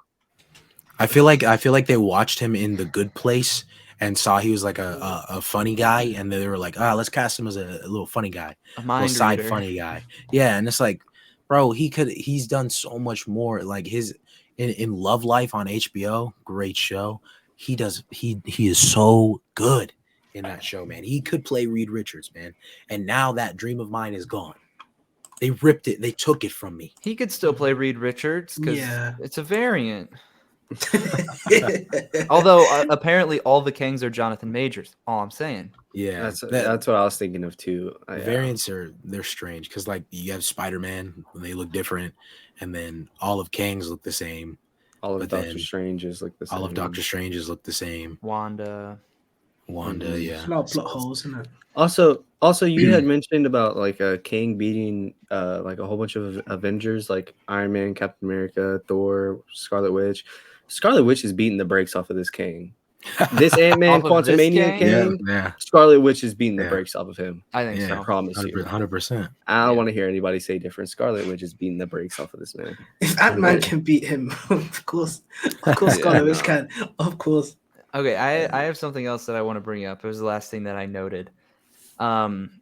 So some people are comparing Phase 4, saying it was like the Phase 1 of the Infinity Saga, and so we shouldn't expect a super connected story, but like stuff going on in the background, which a lot of people think that that's the case. But here's an interesting thing. The amount of content that we have gotten in Phase 4 alone, not including Quantumania, just Phase 4, is more than the amount of content that we got in Phases 1, 2, and 3. All three phases of the Infinity Saga is less time than Phase 4 has been of the MCU. And so, like, when I hear people say Phase 4, and if you include Quantumania, just saying, like, up to this point, we're not supposed to have, like, a crazy setup for this saga, to me, it's crazy because we've spent even more time so far than the entire Infinity Saga, but I don't feel like we've had a connective story or a setup like we even just did within the first phase. Like the first phase was a couple of the original Avengers had a solo movie, and then the Avengers, and also like a setup for the future with Thanos. We haven't had anything like that. Like crossover of a couple of characters, sure, that's happened between like Wanda, Doctor Strange, Spider-Man, just a couple of things, and like a couple connective post-credit scenes. But by the end of Phase 1 of Marvel, we had a clear direction of like where things were headed, a setup for the big bad. Like there was a tease of where we were going. And even though we've gotten more content than the entire Infinity Saga, I don't feel like this has even been as effective as just Phase 1 of the MCU. And I get that this is getting more into like general, like people are talking about the downfall of Marvel and all that kind of thing. But that was something interesting to me when I heard that we've already gotten more content, because it just doesn't feel the same. And this movie, to me, like starting Phase 5, introducing Kang, part of my expectations was also based on that. Is like, we're supposed to be in the next phase. We're supposed to be setting up and building towards these things. And it doesn't do that. And it just doesn't feel the same, I guess, as like the first phase of Marvel and going into like Phase 2, at least in my opinion. So that was just something interesting that I wanted to bring up, was like the time that we've spent just in Phase 4 alone is crazy compared to the entire Infinity Saga. Yeah. Yeah. I agree with that. But do you feel like in Phase 4, I don't see every single like in Phase 1, 2, 3, and no Phase 1, 2, and 3. Mainly every single character was in the same film, and that's what most of these phases are about. Everyone to come together to be a big villain. I don't see that with Phase 4 still. Out of all the projects, I don't see Moon Knight with everyone. I don't see. I could see She-Hulk with everyone, but I just don't think it'll suit just yet. There's as many characters where you'll be like, they have their solo show, they're okay, but are they gonna be with everyone else? And will they suit?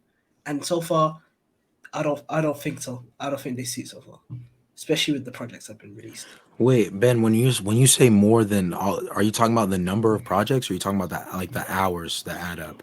I'm assuming hours. I think it's Hours. hours, but it's close project wise. I think it was like 23 movies or something. Yeah, it was and 23 movies and then like 17 projects in Phase 4. Yeah. So that's why I thought it was project, and I was like, that does not sound right. It's time. But yeah, that makes sense with all it the makes hour-long TV shows and stuff. Yeah. Yeah. But I mean, you still think like even if it's less projects, if it's more time, you would hope it could at least accomplish something similar to just the first phase. The fact that it's more time and we don't even feel like it's been a good Phase 1 of this saga, that's the big thing that I was highlighting. Yeah. Okay. Can I also? Yeah, you can go on. Go on. Sorry, bro. No, I was just gonna say, it's a good thing though that we're kind of cutting it down a bit though. Like we're getting 3 movies and 2 shows this year, and that's looking like it's going to be the trend for the years after. I think that's fine. I don't think more. I don't think. I know more doesn't necessarily mean better. We definitely saw that in Phase 4. So, I know. Look at Moon Knight. I'm sure this change. Oh, look at Doctor Strange Multiverse of Madness also. What'd you say? Yeah, true. Look at Eternals. Well, look at Falcon. Look at Falcon. Look at Falcon. Exactly. Oh my. Yo, Memish, you of all people, bro, I would have thought more from you, bro. I'm joking. I would have thought more from you, brother. Wow. Do not bring the brother code. It's crazy how Charlie will sit here and be like, Moon Knight was mid, Loki was all right. But his 3 notable projects he loves are Eternals, Doctor Strange, and what was the other? Falcon Winter Soldier. Dude, arguably the 3 worst projects of Phase 4. Bro. Crazy, Okay, bro. now Aiden's getting That's crazy. Did Aiden watch She-Hulk? I mean, listen, I love No Way Home, bro. What you mean? No Way Home's fantastic. Yeah. And Shang-Chi. No Way Home was carried by nostalgia, though. It's really and not that Wakanda good. Forever. Actually, let me look at my ranking, bro. I think Aiden's talking out of turn. Hold on. Let me look at my letterbox. Aiden's talking crazy right now. Yeah, I got No Way Home number 1, Wakanda Forever number 2, Shang-Chi 3, Mom is 4, and then Falcon Winter Soldier, and then Eternals. And then wait, where's Loki? Loki is 2 after Eternals. It's 8. It's right under Hawkeye. Oh my god, get out! Dude, you got me bugging, bro. Hawkeye had so many good moments. Hawkeye was Disney Channel garbage. Y'all literally only shit on Hawkeye because of the finale, bro. And that's what everybody does with WandaVision too. I side with Charlie that Hawkeye is good, but no shot I'm putting it above Loki. Dude, Loki. Hell no. Episode 3 of Loki was actual garbage, bro. You like it was so slow and needless. I don't like you got me tripping, bro. You got me tripping. And then honestly, it's been so long since Loki. I couldn't even make a valid argument against it. Other than I remember I didn't like episode 3. I don't like how everyone's disrespecting WandaVision.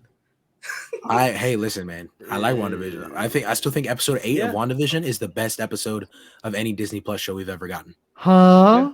The last episode. What? No, what do you mean, Ben? What? Yeah. What do you think is the best episode, one? Ben? No, that's the second agree. to last one. Completely agree. That will never fail to make me cry. No, that's the one where we go throughout Scarlet Witch's Wanda's whole backstory, like with her parents. My favorite, episode 5 of Moon Knight. Okay. That's good. That's a valid second. I'll give that a valid second. It's a valid first, actually. But I forgot about everything in Falcon. Can't pick an episode. Yeah, for that one. think of a single memorable episode. Falcon and the Winter Soldier. Yeah. Episode 2. Episode 2. Yeah, can you explain it? I don't remember episode 2. I can't That's remember. I think to the conversation where Bucky's like, Steve gave you that shield and he gave it to you for a reason, and because he trusted you, and if he was wrong about you, then he was wrong about me, because he trusted Bucky and he thought Bucky could change, and Bucky wants so desperately to change, but Bucky's sitting here wrestling with all these problems. This is why also I think people that call Bucky the most boring character in the MCU, bro, shut up. Y'all have no idea what you're talking about. Nah, bro. Bucky's not boring. He's mid. Dude, get Aiden off this podcast, bro. Oh my god. I thought we Sick were of all this gonna kid, defend man. Charlie in this regard. No shot. He's No, boring. I definitely agree. Bucky is not a boring He's not or bad. bad He's not character. bad. He needs a lot more. He's He not needs a lot mid, more though. time. Okay, mid in British He's terms. not mid is like all- Ant mid. Oh god. Agreed. I'm not Actually- saying you, Ben. I'm saying Ant mid, like you have in your title, man. I know what you're saying, Eh, Charles. don't look at me like that. Listen, Don't look at me I like will that. say he was given his time to shine throughout the Winter Soldier and Civil War era and his importance to the story. He's still very good, Mhm. but I think he did peak. I'll be honest. Okay. I won't fully say that I disagree with you He's just in that calmer. regard. I'll wait till Thunderbolts comes out, because he's supposed to be the leader of the team. Yeah. apparently, Did you so. see the leak of it, by the way? Apparently they're planning to invade Wakanda and the villain Sentry. I did Which is- see What the this. hell? I I did heard see about something about Sentry. I didn't hear Sentry. about Wakanda. Sentry is, I'm assuming, like really strong. Mhm. Yeah. And everyone's like, Yelena versus Sentry ain't gonna end well. Oh shit. But then I also saw somebody point out, like, well, that's the entire concept of the Boys TV show. So, like, at the same time, True. I could see it. It's like, because the Boys are trying to take down all these soups and they have no powers, minus this last season with Butcher. Oi. Oh, I love that bit. Oi. Oh yeah. Does that wrap it up for Quantumania? Yeah, I don't think I have anything else to mention. What about the people that live in the quantum realm? Like, I just found them annoying, bro. Yeah. Like, there was the warrior chick. As soon as MODOK and everybody came in to get Scott and Cassie, she's like, "You led them right to us, bro. Y'all kidnapped them. Y'all dragged them here. What are you talking about, bro? How did they bring you? Got me tripping. They were just annoying." And also, what I forgot, I said this in my voice message to the group chat, but not the final fight, but the final big fight. I feel like I've seen that 1,000 times. When Scott was running around huge, I've seen Scott be huge so many times now. There's no like craziness, crazy draw to it anymore. It felt very much like the Rise of Skywalker, kind of like it was just. That's what I was gonna say gigantic earlier. armies. It was so I was like, oh my God. I was like, this is a blatant ripoff of Rise of Skywalker. Like, what are we doing right now? Imagine ripping off a mid movie. Exactly. Yeah. I was like, just so checked out at that point. If your best option is ripping off something that happened in Rise of Skywalker, just cancel the movie. End the movie, bro. Like, it was all a very Star Wars movie too, and then like you pull that thing towards the end. Granted, it hooked me back in, like with them fighting Kang again, but it's just that at that point I was like, dude, this is so boring. What am I watching right now? I've seen this already. Yeah. What's the next MCU project? Is it Guardians? Guardians. I am so excited for that after this. And then maybe Secret Invasion. Expectations for the film? I'm lowering my expectations of Guardians. And I'll tell you why. Are you basing off this film? No. I'm basing it off of a lot of the films we've gotten recently. And I think I said this in the Discord, but like going into Multiverse of Madness, we were like, oh, it's a follow-up to No Way Home. It's going to be crazy and all these things. At least for me, while I did like it, I did rate it pretty well. You don't need to tie. I was still disappointed in the movie, and I think a lot of people were disappointed in the movie. And then I was like, oh, but at least Thor Love and Thunder is going to be good. And then we get Thor Love and Thunder. And then I was like, well, at least Black Panther is going to be good. And Black Panther admittedly was good, but it wasn't like way better than I expected it to be. And then going into Antman, I had a certain level of expectations, and now I don't want to have the mindset of, oh, but at least Guardians 3 is going to be good. I don't want to have that, because like, yeah, I trust James Gunn, but I also trusted Taika Waititi, and look at Thor: Love and Thunder. So I don't want to go in and just say, well, at least Guardians is gonna be good, like it has to be, and then be disappointed again. I'd rather lower my expectations and be pleasantly surprised. So I think it's just That's like fair. the current track record.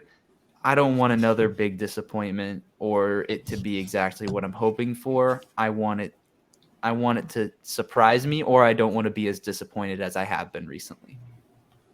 And that's why he's kicked off the podcast. So we're doing no James Gunn slander here. Yeah. No, I agree. I can. That's fair. I feel like okay, go on. No, go me. No, you go. Mine's gonna no, be you a go. topic change. Mine's no, gonna be you a go, topic. you go. So, but I feel like, What is he I am doing? so confused. I don't know why he's doing like he's Is being it extra me? right now. Oh, is it? Okay. Okay, what were you gonna say, Memish? Okay. You sure you want to go? I'm joking. What's he doing? I think that's the wrong finger, bro. I think that's the ring finger. But that looks like it's inverted. I thought the thumb was on the other side. I couldn't see the thumb. I thought inverted. the thumb was on the other side. Yeah, it's inverted. All right, guys, let Memish talk. As I was saying, I feel like with movies that I've already like had multiple, not a sequel, but like except for Doctor Strange, because that was I feel like same directors should keep the same expectations, if that makes sense. Yeah.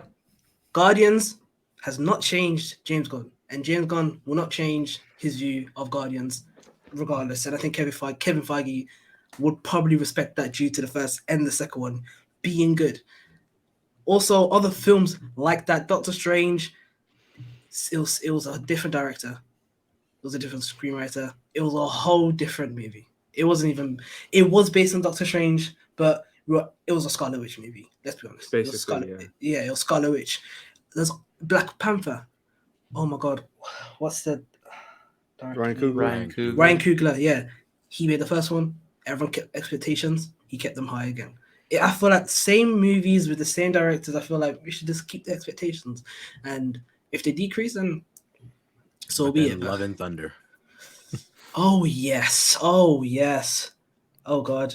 With that Taika is as from Ragnarok. Yeah, you just reminded me. Yeah, my point's invalid now. My point's invalid now. I'm taking that whole thing back. The Russo brothers with Cherry and the Gray Man. Yeah, the Russo brothers outside of the MCU. No, but I think that point still kind of stands, though. Like, I mean, in a way, it still kind of stands. I feel like Taika Waititi he has such a different style that it was bound to kind of fall off at a certain point, especially like with how he handled Thor Ragnarok and Thor Love and Thunder. I just really don't think Taika Waititi can write emotional scenes. I don't think he can direct sad emotional moments. Whereas James Gunn, we've seen him capitalize on that tons of times. And with the Russo brothers inside of the MCU, mind you, have kind of kept that same consistency. I feel like Taika was kind of bound to fall off with that, with the way he directs those movies. Outside of the MCU, I mean, probably not so much. But I feel like he's in his head writing a Thor movie. He's getting a little arrogance to him. He kind of knows, like, all right, Thor Ragnarok banged. I'm just gonna do it again, but even crazier. It's like, So I feel like that still kind of stands depending on the director. And I feel like James Gunn, I feel like you can go into this movie expecting something pretty good. I feel like you can expect a movie that could be on tier, if not better than Volume 2. Objectively, not from I hope so. I really hope so. Yeah, not a Ben standpoint, but objectively, I think he can go in there and direct a damn good movie. Even those trailers, man, both those trailers. The first time I watched the second one, I wasn't crying, but dude, the first time I watched it in the theater, right before Quantumania, dude, that music had me going. I was like, yo, this is about to be hype. I can't wait. Ben, I hope you turn around on Guardians 2. No. What I was gonna say is I was upset because for some reason my Antman showing, they showed all old trailers for some reason. Like the Guardians trailer was the original one where it said like next summer. Indiana Jones said next spring, and it was just all the old like teasers and trailers. Because I wanted to see like the new John Wick trailer in the theater and like stuff like that, or like Creed 3, like all of it was old. It was not the newest trailers. And yeah, I've seen them before, but I was like, oh, I'm really looking forward to seeing this because the Guardians 3 trailer, the new one, is really good. Did you guys I don't know what it was. You'll see it in front of Cocaine Bear next week. Yeah. Did you guys Cocaine Bear, man. That's a mean movie. I can't wait to watch that. But did you guys get an exclusive trailer for Creed? I did get a Creed trailer that had a little bit more footage, but I don't know if that's the one you're talking about. They just put out a new Creed trailer. Nah, we had a whole different one. We had a whole different trailer that was on YouTube, and it had behind the scenes. I think I got that for Avatar. Oh, and I had behind the scenes. It was like Michael B. Jordan sitting down saying that this is his first time directing. Yeah. And it showed us like new shots and etc. And then showed us like a minute TV spot upon that. And that was one thing. And then they showed us old trailers as well. They showed us the original, the old Guardians, then the old John Wick, then other stuff I forgot. They're mid movies anyway. I can't remember them, but yeah, I can't remember. Probably Fast and Furious and yes, yeah, that's mid, man. I'm sorry, that's mid. You don't have to apologize. I don't think any of us are gonna. Bro, Aiden's an avid hater, bro. Aiden was getting started on that franchise. It's so mid. Oh my god, it's so mid. But what I was gonna change to, so you know what I did last night, because I was gonna talk about the Marvels poster. I forgot where I had placed it in my anticipation, and so I went back and I looked at our ranking for anticipation. And you guys want to know where we all had Quantumania? Wasn't it like where each of us had Quantumania? Top 5? Let me see. Because I know I was on my shit. I was in my bag with that one. I was in my bag with that one. I'll share the screen. For audio listeners, you're not going to be able to see it. I called my shot. No. And I was looked down upon. Oh, this is when Charlie put Blade so low. Oh, God. I remember. Can you guys see? Yeah. So Ben and Aiden had it both at 9, and I had it at 5. Let's go, Aiden. Let's go. God, that's a major flop on my part. In my bag. Oh my gosh. We need to revisit this every new project we talk about. Do you remember what I said? I said the only reason people are excited for this is because of Kang. If he wasn't attached to this, nobody would bat an eye. And because Kang was attached to it and it wasn't that good of a movie, it's getting slandered. I promise you that's what I said. Okay, all right. I knew it, man. I was in my bag for this one. I knew it. All right. I mean, Charlie also put but honestly, the Marvels at 6. Dude, I am so excited for the Marvels. Season 2 at 13. Blade 14. Come on, brother. I don't like vampires. We're brothers, man. You should Blade higher. No, but no. Not even for him. I mean, I like Mahershala Ali, but vampires are lame as hell. You got me, bro. Why do we all look so like tiny in this? Like we look like little kids in this. Yeah, I was saying. Everything's changed. That's crazy. Damn, look at Charlie. Ass cheeks. Dude, look at mine and Ben's, and then look at us now. I like the new background, Ben. It's about fun. Ben, you look like a little kid right there. Oh, that's crazy. Aiden, we're the same age, bro. Like, I know. Look at you. Like, stop. You just keep saying, "I know," but look at you. I know, but look at you. I already know, though. I'm catching a huge W with Guardians Volume 3 at number 1, bro. I already know I'm catching a huge Wait. That's going to be a W. Wait, why is Secret Wars so low? Bro, because Kang Dynasty is going to be better, bro. Just Hey, wait. I'm just saying. W. I don't think my top 7 is gonna miss. Like, Hold on, I didn't even hold on. Let me skip to where because yours isn't finished yet. Hold on. You know, I'm Okay, there we handshaking go. Ben. I'm handshaking Ben for his top 5. Look at that top 5. Bro, see, Ben is literally Soups 2.0. Avengers Secret Wars, the cameo fest. Of course, he's gonna have that number 1. Actually, Ben is no. Soups 2.0, bro. Actually, no. I take it back. Aiden. Yeah, I'm looking at mine. I feel like mine is like Yeah. Fantastic mix. Four at one. Daredevil's scaring me. Daredevil's scaring me. Soups would have Daredevil like super low. You know he'd have Kang Dynasty at 2. That's true. Yeah. That's fair. I'm not that anticipated for Daredevil, I'll be honest, because of what they done to She-Hulk, and I feel like they're gonna do the Disney on him. I have a feeling. Ben, I'm surprised that you have Guardians 3 at 5.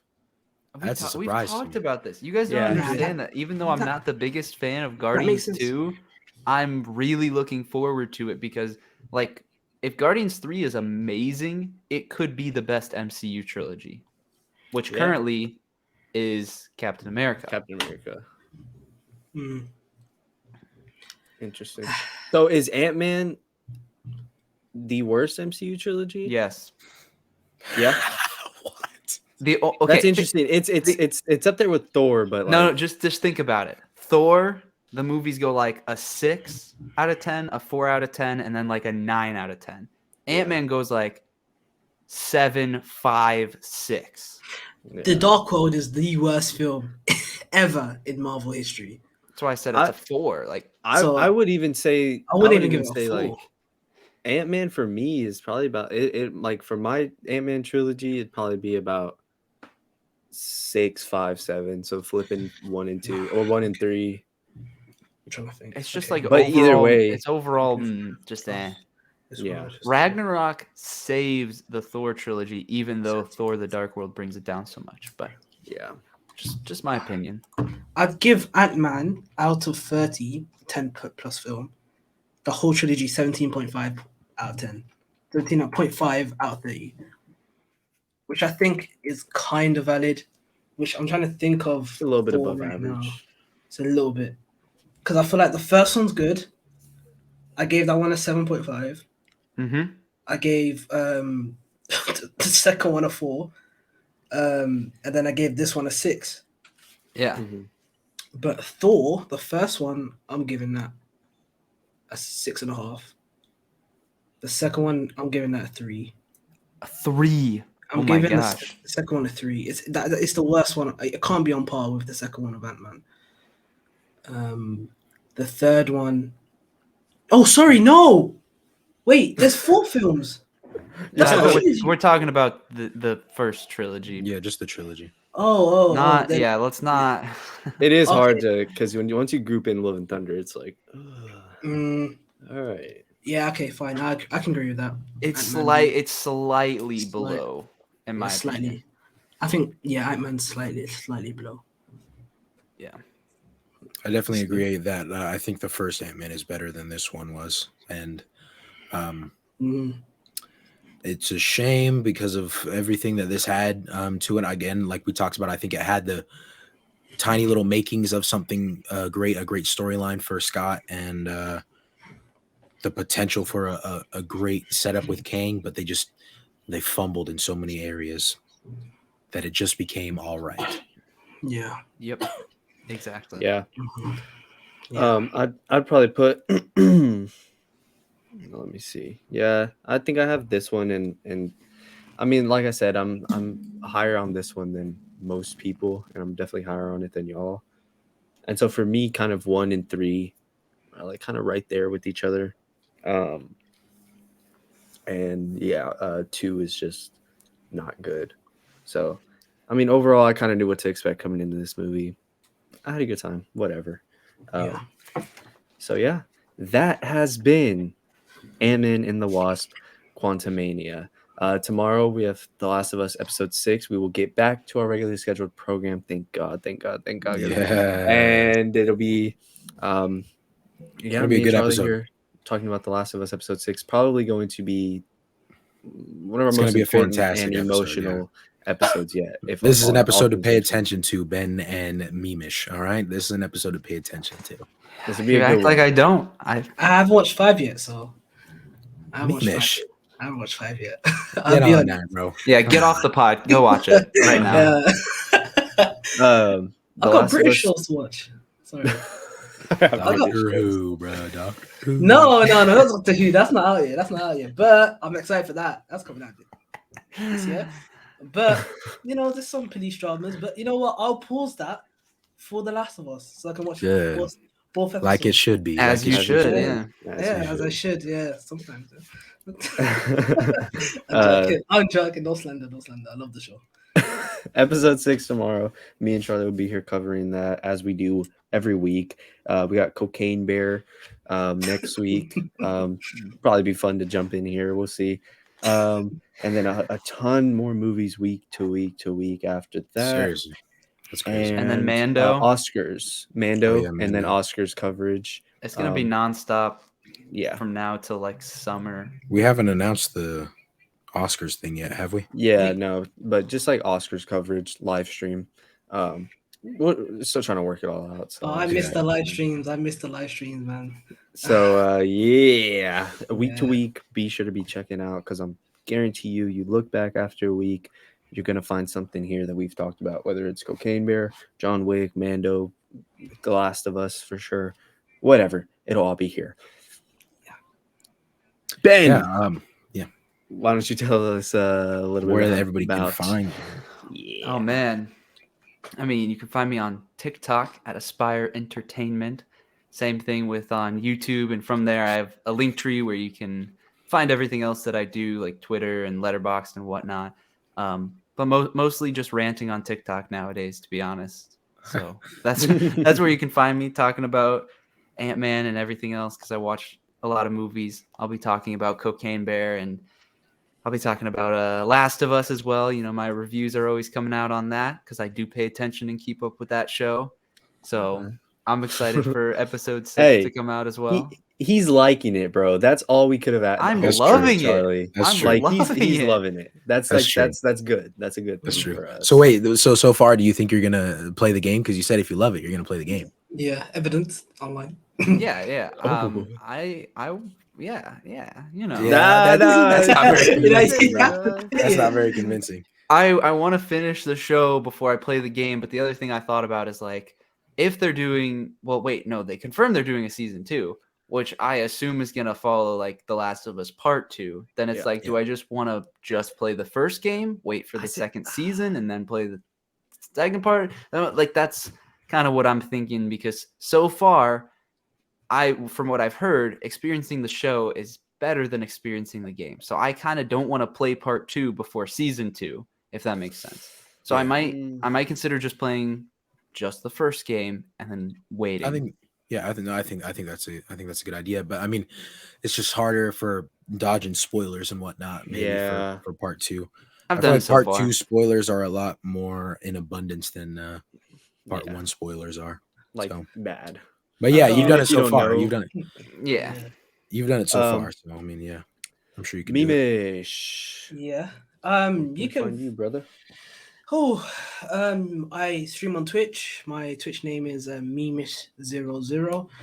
Man's affiliate now. Man's affiliate. Yeah, I'm dropping the sub affiliate. on Let's go. Twitch. Let's go. Thank you, man. Thank you. On TikTok, I'm NLE Memish, the original name. YouTube, same. I'm quite inactive on YouTube, but don't worry, we'll be back in the summer. Got some plans for the summer, but NLE Memish on YouTube, Instagram as well, NLE Memish as well. And yeah, I'm streaming a lot. I'm streaming anything at this point. It could be videos, games, movies, tier lists. It'll be anything.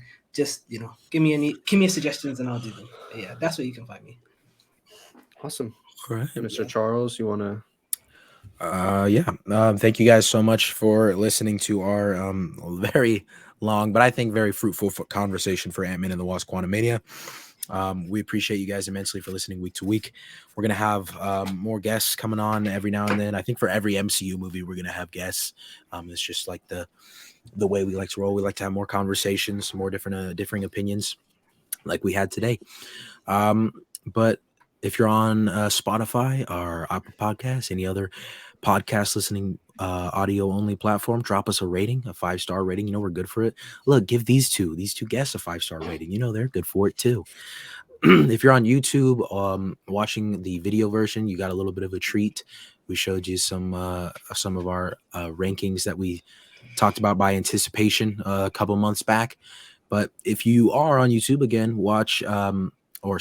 subscribe, hit the notification bell, hit the like button. You know, we're worth it. Help push our stuff out to all these new faces. We would love it. And check out the description down below. Hit the link tree. You can follow Aiden and myself on And multiple, and Ben and Memish's stuff is going to be down there as well. You can follow all of us on all of our different platforms. But yeah, thank you guys so much.